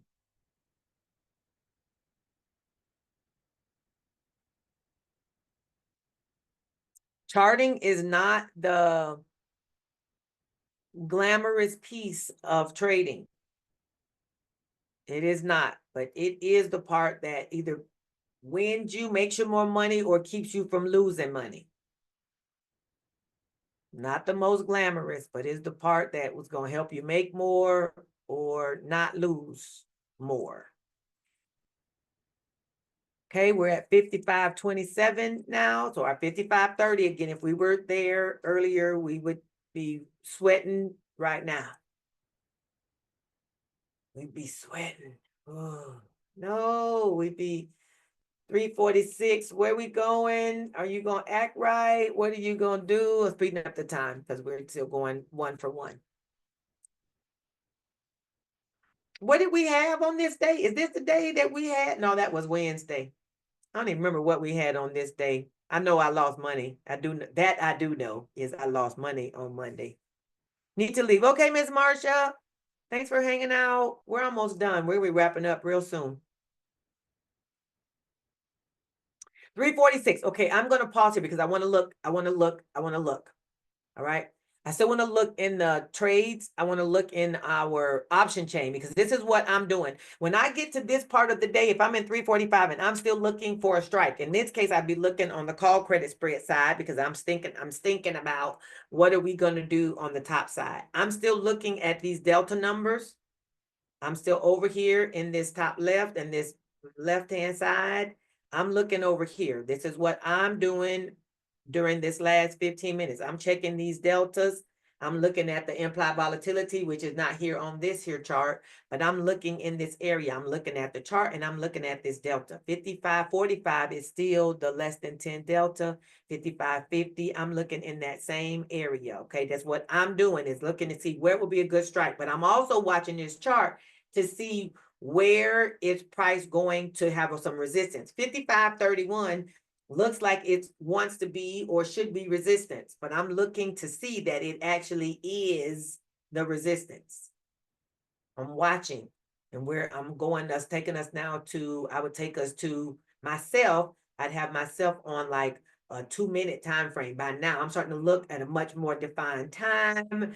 I'm looking at maybe 5-minute, 2-minute. I'm watching the charts to see what is the minutes doing.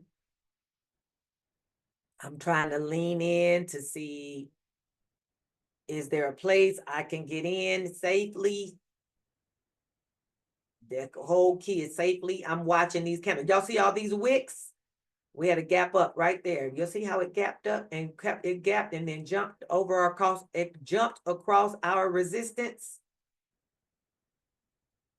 Because 55.30 was our resistance. It jumped across it and kept going. Where we going? It's 3:30. It happened. This happened right at 3:45. Sorry, it happened right at 3:45, 3:50, and kept it moving. Okay.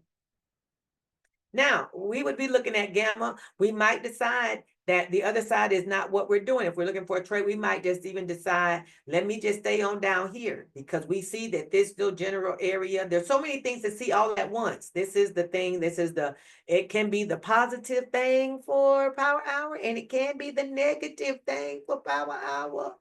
You can say, well, I can see here that there is, I can do a PCS, maybe 2025 PCS, because price is now going on about its way. It's left a gap behind that it may want to fill, but even then 55.30 is where that gap is. But all this, we're hung around this 55.23. Now it's moving. You can say, okay, I just do a, PCS. What does that PCS look like right now?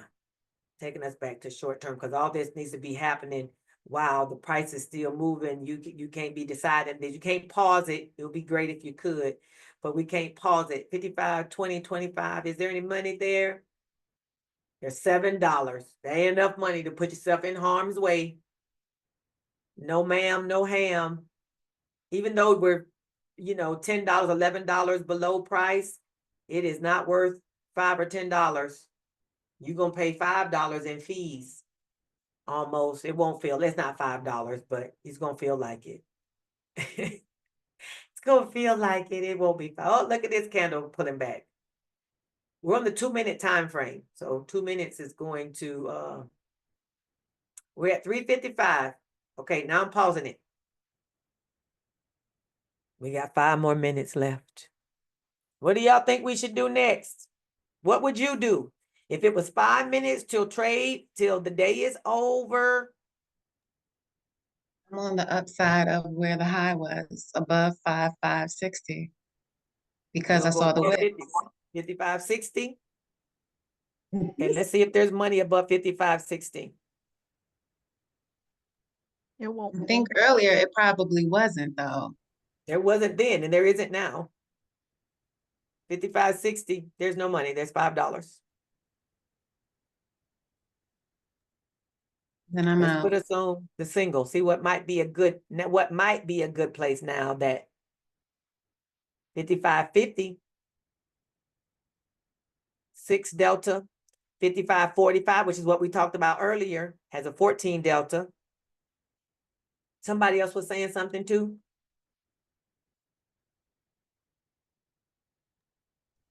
At this point, if you're not in, I wouldn't get in. But if you're in, then you're gonna have to try to either do like we talked about. You're gonna have to mitigate the losses, or if you're probably like me, I was sitting here watching it with my mouth gapped open because it got me too. Yeah, 55.45. If you wanted 55.45, you're 12 points away from. You got 5 minutes left. Would you be strong enough to do 55.45? I'm gonna put us in confirm and send and see if we would we I say but I'm put us we'll put us in there. We're putting us in there. What would we do if we were on the bottom side of this right now? What would we put on the bottom? Would we do a bottom side trade looking at our chart? Because if this candle right here says I'm coming down.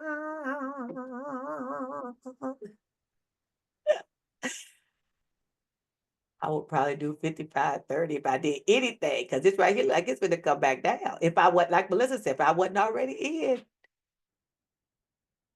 55.30 though, that's 3 points away. No, sir. That would be scary. Yeah. But this 2-minute chart is showing me stuff. I hadn't seen a gap in a minute, so that's good. That's good to see. The 2-minute chart. Okay. 5 minutes. And the last 5 minutes. Ooh, they be the longest. They be the longest 5 minutes. They'll be the longest 5 minutes. Ooh, they be the longest. Okay. So now I still feel like we're going up. So this 55.25, but see, y'all see that wick forming? It still wanted, like it want to go. Okay, so let me pause it real quick. Those who are looking at this squeeze thing down here, what is that saying? I'm just gonna ask, what does the blue mean? That's a strong move. Strong move. Can you tell up or down? Well, move your yeah, compress that so we can see both sides of the if you can. Compress what? So you see what sides of what? Because on mine, I've got two sides. Like you got like a middle line, and then you got like the what's above it, and then what's below it with the there you go. There's nothing See, under everything is telling me it's that's like moving up, Okay. but I could be reading it wrong. I've Oh, I've okay. seen the squeeze before, but I haven't used it. Yeah. I'm like listen, everybody else. I'm listen. going to have to go No home clue. and do some homework. No, they say it's going down. All right. I see now, according to the chart, I would say it's gonna go down. From this From would the be, red. yeah, from the red. Not just that. This is a pattern. This is, what do we call it? Yeah, what do y'all call it in Is Terry's that world? evening star? That's not evening star, is it? Evening star. Yep, and it's a not transformation. What's the thing? A formation. There we go. And listen to the world. Leg in, base, potentially a leg out. Seller It's not. zone. Yeah, it Okay. hasn't seller zone. It Interesting. hasn't this last candle. Okay. I didn't see that part. Yeah, I see the middle, but okay. We see the base, but we can't fully see this third candle. This hasn't formed all the way yet, but it looks like a reversal. Okay. Can you indulge us? Go on Yeah. a 5-minute chart or I'm just curious. I mean, I don't normally play on two. You always say it's too little, but I'm curious what the five would have mimicked Yeah, there's the stronger. 5-minute. Okay, but the 5 didn't show the gap. Okay, interesting. No, because it picked it, it just grabbed Right, it right, right. right. It just engulfed it. But And it's a then, stronger resistance at 23 right there. Okay, Yep. okay. So like if we were looking then to say 50, 20, 25, is there any money there? Nope, it's $5. So if you were trying to go underneath, you'd have to go up to the 30, which is 5 points below where it currently is. Now there's money there. It's a little bit. You can get $27, but oh my, that's $5 close. And it just looked like it turned around. So would you want to be at 30, which is literally the bottom of that green candle? I wouldn't. I would not, because My constitution is not built for that. right. Mm-mm. That's a Selena move. I'm not there yet. Even though now we've been on the uphill ride, so potential of it continuing uphill is high, but what, right? What? These are thoughts. These things but you got 5 minutes, 4 minutes at this point. Well, now that you stretch out your chart, and that's Mm-hmm. my problem, I need to just not have the other charts. You see resistance further to the left. Keep going back to your left. And yeah, over there, and if you do a little bit more, I saw a little higher, which is probably that high part, which was at 55.60, is starting to tweeze. Yep, those are Right showing here. more. Yep. Okay. That's the 55. Something 6. Yeah. Now, in So this case, would it be best to have multiple time frame charts to Could look very at well them? be. Yeah. Because if you're right in this window, if you had, like you said, the 15, you had a 10, you had your 2 or something down at the bottom, so you can see stuff happening all at once. Yep, that would be good. And then for me, if I'm like in this short window of time, I've got my charts up, and I'm usually doing the trading piece on my phone, where I'm pushing the button. I'm holding that on my phone because I don't have time to switch back and forth between the chart screen and my trade screen. I want to be able to see the chart literally in real time, and then I want to push the trade on my phone. Okay, I don't use the phone as much, but okay. Because I see going it. back and forth between the chart and the trade screen, sometimes it take too long. I'm gonna need to Yeah, just I've do got the two monitors, and on one of them, I'll have my yes. Yeah, that'll work too. my broker, and then Okay. on the other one, I'll have the screen split 3 ways, and I'll Okay. have Magic 8 Ball in one corner, the chat in one corner, and something another chart in another corner. That'll work. So That'll work. Yes, yes, yes. I added some more screens down here. I brought my screens from work. I had my little platform, my little trifold thing. I told you I brought it home. I told my husband I want another screen, and he said, "Well, you just gonna run that little computer to death." And I was like, "Well, what do you mean?" He's like, "Okay." And he said, all he said was, "Okay, when it died, don't be mad." No, no, no, don't speak death over my computer. You gotta buy now. Yeah, he's like, what are you gonna get? What are you trying to do? Okay, so where we at? Then let's turn ourselves back on. Okay. Okay, so we decided we wasn't going underneath ourselves. We're going to the 55.30 trade. If we were in that trade, it is currently breached, right? If you were in 55.30.35 for our $30, it's currently breached. If you had gotten into that, which we talked about why that wouldn't have been a good thing to do. It started to push. We would have done the PCS, but not the CCS just yet. It might work out fine because we don't know what this reversal here is going to do. But let's go back to our smaller time frame too, because we want to go back to our 2 minutes. 2 minutos.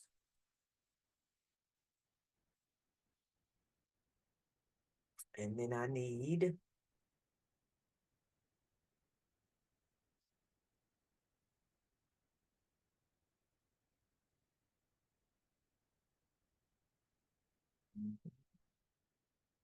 looks like it want to come down a little bit for those who are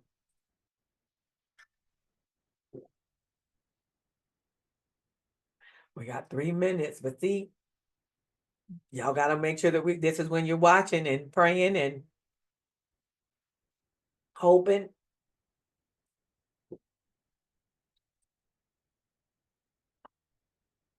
And all that. I'm not sure on that one. I think, what did I have? 55.20. I think I had 15 and 20 was my, yeah, I had 15 and 20. yeah, I think that's what I had too. And when it went on through there was that. That was the day I went to the bank, right in the middle of power hour. The worst time to go. And I wasn't looking at none of this because if I had seen all this chart, would have been like, terrible. It was a thing. I was talking to TJ and was like, another learning. First of all, the trading power hour is probably the very worst time to go somewhere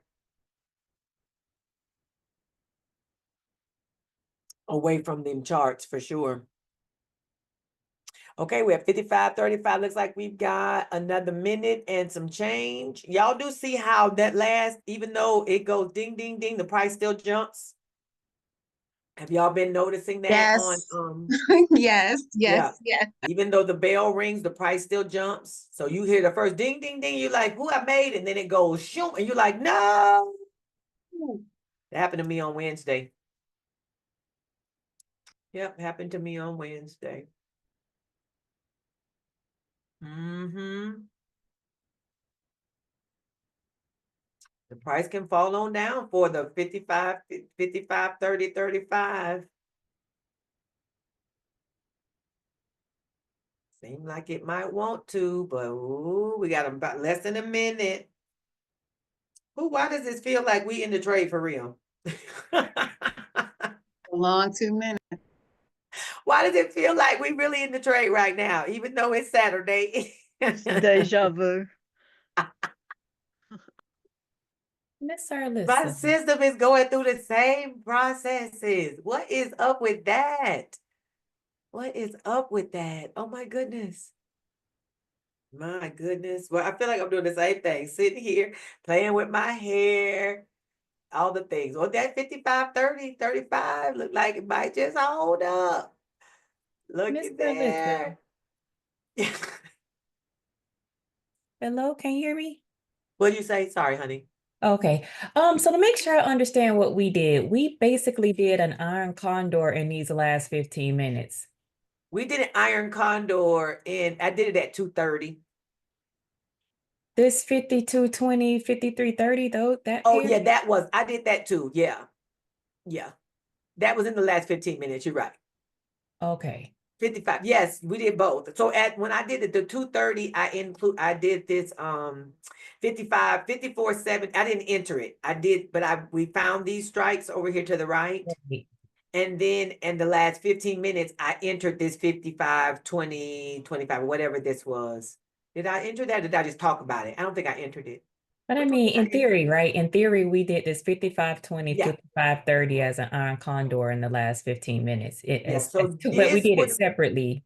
Yeah. I don't think I did an iron condor. I think I only did this one. I don't think I only did one side because we felt like, oh, what did I do? Let me go look.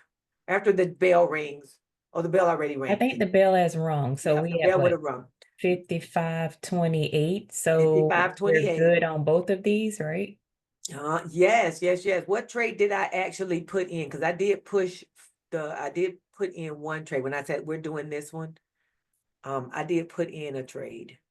What did I put in? I put in 55, 45, 55, 50 on the call credit spread side. I did this one, 55, 45, 50, and I talked about doing this 2025. And I talked about this one as a call credit spread. Let me say what I was, this one. Put us back on the chart. And then I'll write. Initially at 2:30, I talked about using our numbers, I talked about doing this one here as a call credit spread. We would have collected that. And I did this one here as a put credit spread. This was also at 2:30.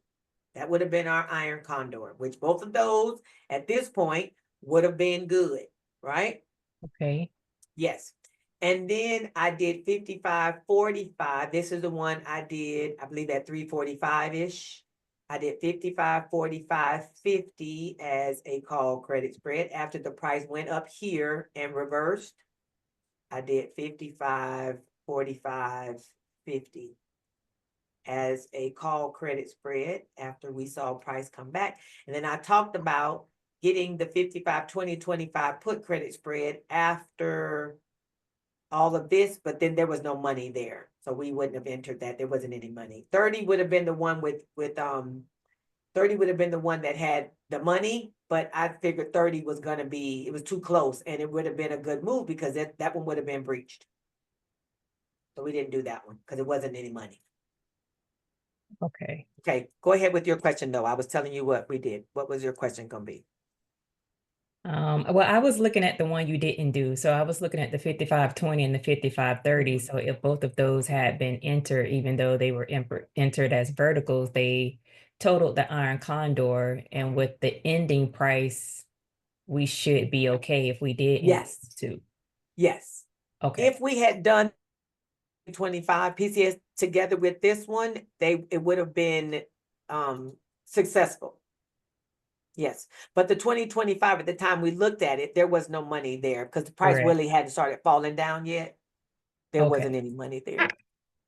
Okay, thank you. You're welcome. I looked at 55, 25, 30 because there was money, but I was like, that's gonna be risky because it was only like 5 points away.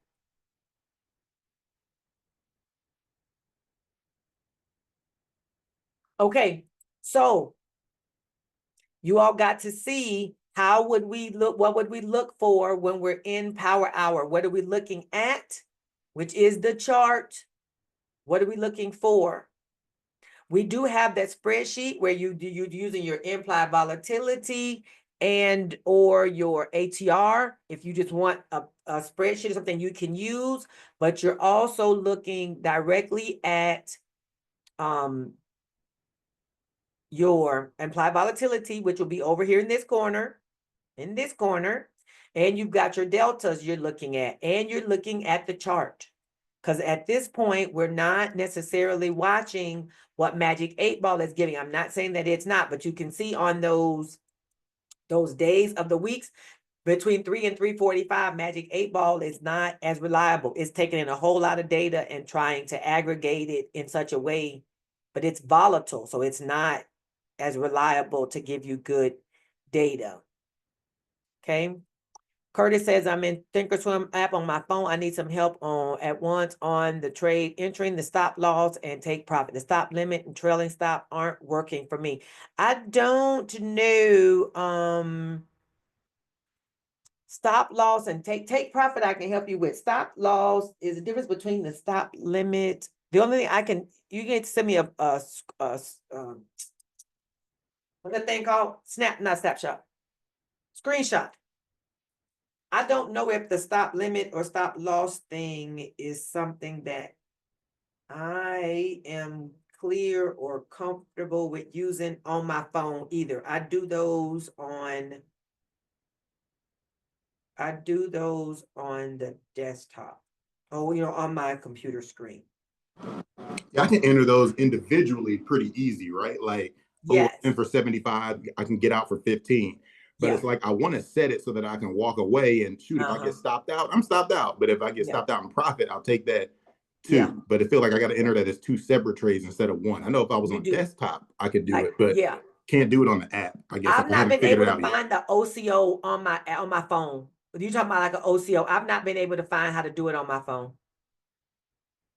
Exactly. The one cancel, the other correct. I can't find that either. I can't find it. And maybe there's somebody else on the call who can, but I have not been able to find how to do it on my phone. Not been successful with that.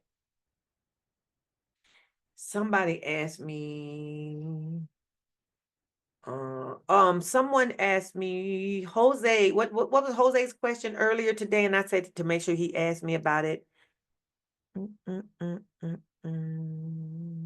I think it was about rolling over. Yeah, it was about rolling spreads. Yep, I do remember contracts. That rolling contracts. Or get some time. Can you talk about rolling contracts? Okay. Let's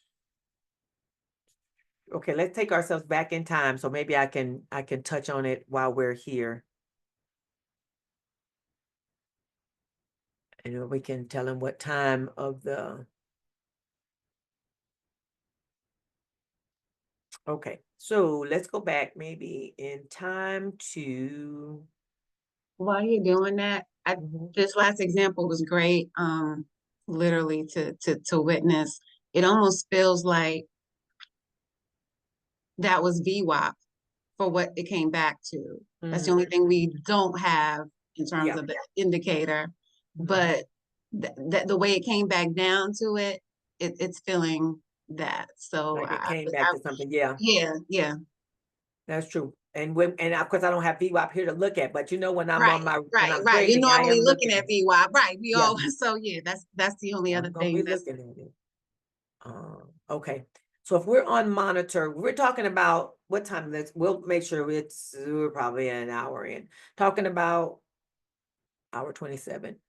How do we roll? Okay. When you want to roll a trade, generally just know 2 things. If you're rolling a trade, you're closing one trade and you are opening another. So if you're rolling from one day to the next or whatever, you are going to create a day trade. Because today's it's expiring today, and I entered it today, which means I'm going to close it today. I'm going to close today's trade, and I'm going to open a trade for a subsequent. So you're going to experience a day trade. That's the first thing. And if you're rolling, you should consider rolling for more capital or rolling for a break even. You shouldn't roll. If you're going to roll into a loss, you might as well just close it, right? But you want to select both stocks, both lines, just like you would do your regular closing stuff. You select both lines, you right click just like you would if you were closing it, and you create rolling order. See the third thing down says create rolling order. We've got some choices here. Are we going to roll it to the 29th, which in this case would be to the next day. All these are going to roll to the next day. I think you can pick a different day if you want to pick a subsequent day, but it's first going to say, do you want to roll to the next day, or do you want to roll to a calendar? You want to roll something different. You're pretty much rolling a vertical to another vertical. Notice how it has the exact same strikes. It's got 55, 45, 50, 55, 45, 50. It's got the exact same strikes. We're going to pick that, right? It brings up the screen. The first, the ones that we are closing are at the bottom. The ones you're closing are here at the bottom, and the ones you are opening are at the top. So the closing is here. See the dates, the 28th are the ones we're on right now, the ones we want to close, and the ones we want to open are at the top. So it's got the exact same strikes. If you want to roll for different strikes, this is where you're going to change them. You're going to change them to, maybe you go to 55.50, and then the next one you change to 55.55. Maybe you're rolling up, right? This is you rolling up. We were at 45.50 on the call side. Now you're going to 50.55 on the call side, or wherever you want to go. You want to pick, maybe I got these strikes. I think I need to be a little higher for tomorrow or the next day. You can roll up, right? You're already rolling out in time. When they say you're rolling up and out, you're rolling up in strikes and you're rolling out in time, right? You can also pick different days where you say, okay, I want to roll to Wednesday, right? You can also do that. Notice over here in this price, as I change stuff, this price is changing. You can I changed it to when I changed the strikes, it changed the money. When I changed the date, it changes the money. It's changing. So this says credit. So at this point, I would still be rolling for a credit. So I would receive more money when I roll this trade. But just know, you're closing. So you are going to suffer a day trade for this, but you are rolling for credit. If you just want to roll to the same thing you already had, you just want to take it till the next day or the subsequent day, right? This is the first. So let's go back to just the 29th. I'm just going forward one day. You pick, the next day is already going to populate. And it says $177 credit. You need to be thinking about, if I'm going to roll it, am I rolling it to the same place, just another day? Am I rolling it up to another strike? Do I think a higher strike or a lower strike would be a better place? But you do want to see if you're going to roll into a credit. I wouldn't roll into a loss. That doesn't make any sense. Or roll to break even. Try to get as even as possible. If you're going to suffer a day trade, at least get some money, get something out the deal, right? And then when you're ready, you confirm and send. And then, it filled really fast here because we are in on demand.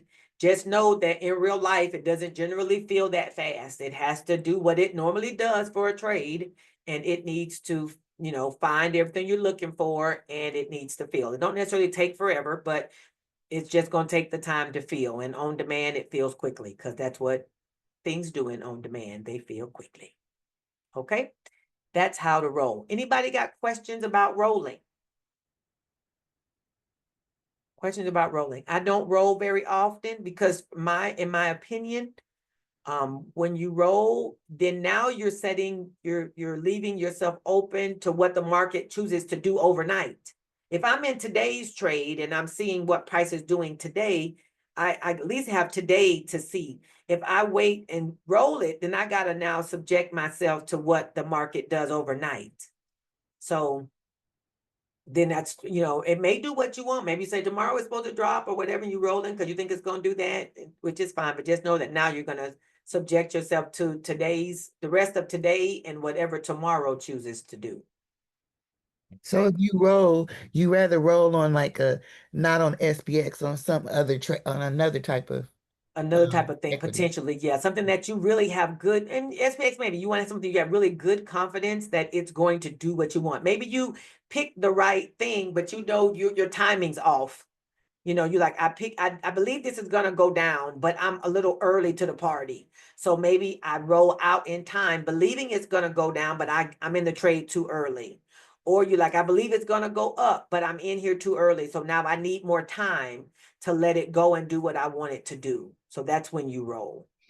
And like say for instance, one that you give us, if we had one of those and it wasn't the same day, it wouldn't be a same day trade. So like That's the one you true. give on Monday, if Yeah, I had it expired for Friday and I yeah, wanted to roll till Monday, the yeah, following Monday, it yeah. wouldn't be a same day trade and I Right. could still roll it, right? Yes, yes, that would be good. Like some of the ones we've had, like even this week, when we saw some of maybe this week, we saw some of the ones that we were maybe on Friday, we got in Thursday, and on Friday we saw that they may breach, but we had room. We probably could roll some of those. That may be thoughts for some of us with some of the ones that aren't, they're not quite gonna do their thing, but we don't necessarily want to close them up or just leave it to close. We could roll it to another strike or roll it just out to another week. That's a thought too. Good point, Rhonda. Yeah.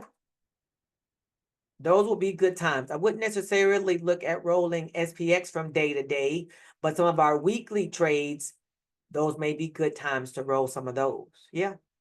I'll keep that in mind when we get to, if we run into those situations some more, we can just roll it. Because like yesterday, our trade for Home Depot, our trade in Home Depot wasn't fully breached, but we were running into close on time, and it was and I didn't want to keep worried that it was going to breach all the way.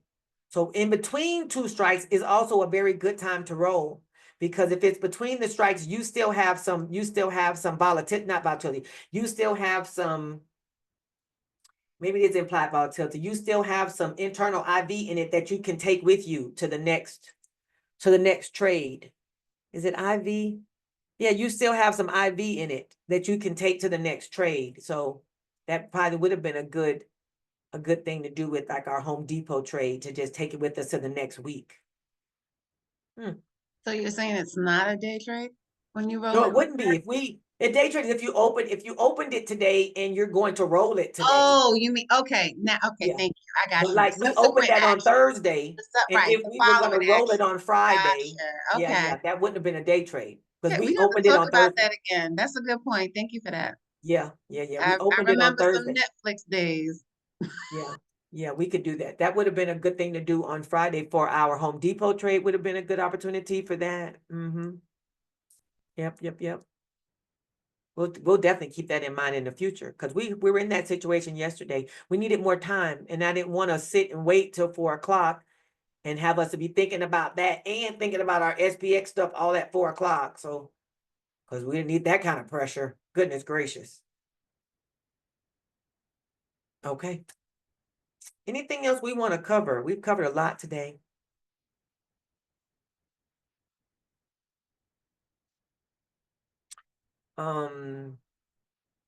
Jared is not on here. He and I will have to work on. Jared had a question about his charts. He wanted to see about making his charts look like mine. We'll have to talk about that on another call when he is there.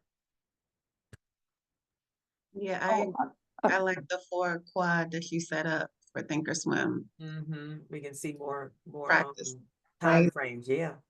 Yeah, I need to practice the writing in Thinkorswim. Do you buy the package to have it real time and like TradingView or Thinkorswim? I don't think I did. Thinkorswim, it comes with it. You just have to ask Thinkorswim for it. Okay. TradingView, I didn't pay any extra in TradingView for any more real time. I just get what came with it. They do have a thing where you can pay for it more real. I think that's good for people who really are like needed by the seconds. You know, I don't trade that fine tuned. So I don't pay anything extra to TradingView. Alyssa, I just dropped in the chat. I can't remember. Someone was asking about, I guess, setting up conditional orders on On your Thinkorswim phone? Mobile on your phone. Yeah. So, I mean, that's for Thinkorswim. It may not be. It's really for an opening order rather than a closing order. But Ariane from X Options had a video that she posted, about doing it orders on her phone. I figured that might be a base where someone could play around with it. It may not be the exact type instruction you're looking for, but I remember watching that video a while back. Okay. There's a bunch of others on YouTube. So I guess if someone is doing a search for like conditional orders or OCO orders, they might find something. Because I think what the gentleman was asking about doing it for closing, like to do a stop limit or take profit order. I think it probably would just be the reverse of an opening order, right? Or Could be, yeah. And I just not been able to find it on my phone. Yeah, there's not. Another thing you can do is I think you can set up an order on desktop or, and save it. Okay. And then it will be in your saved orders, I think, And you can go like in mobile, and then it'll sit there. That's another way, Yeah. that you I'll, can I'll do. check out that video. Where did you put the link? I put it in the Telegram. I moved it to our Gotcha. membership Telegram. Appreciate it. Oh, did I put it in the wrong one? Oh, sorry. Yeah, that and where you put it is fine. It's in the big educator to trader group, so it wouldn't be a first place somebody would look for it, but it's okay. Oh, okay. Yeah, I That's all thought right. I was putting it in the membership No Telegram. problem. I got you. I got us covered. And I put the squeeze things for Beardy Fred there also. Okay. Yep, I see that too. I'll move it forward to there. Anything else? We've been good here. This has been a good little session. All right, so we're excited. I'm excited about May. I hope you all are anticipating a good May. And what we've got coming for us, anticipating some more good profits and a good community time together as we hang out, and we hang out and we trade together and make some more monies together, all those good things, right? I will be on tomorrow evening, our regular live at 5, and then we'll have our charting session on Sunday evening. Okay, today's Saturday, yeah. Tomorrow evening at 5, I'll be on YouTube. 6 o'clock, we'll do our charting session. I got to put my little list together between now and then. I'm still grading papers. Lord have mercy. Y'all pray for your girl. And my grades are due on Tuesday. So I still got to grade papers. I think that's all I had, though. Thank you so much. Sure, absolutely. All right, you all. Y'all enjoy the rest of your days. Get some time in the sun, right? Take some time away from your screens, but also be ready. Be ready for Monday. All right? Get yourself ready. Thank you. All right, y'all. Thank All you. right. And been great hanging out with y'all. I'll see y'all in the chats, okay? All righty. Goodbye, everybody. Bye-bye. Let me find the place to close. Find the closing. Bye, everybody.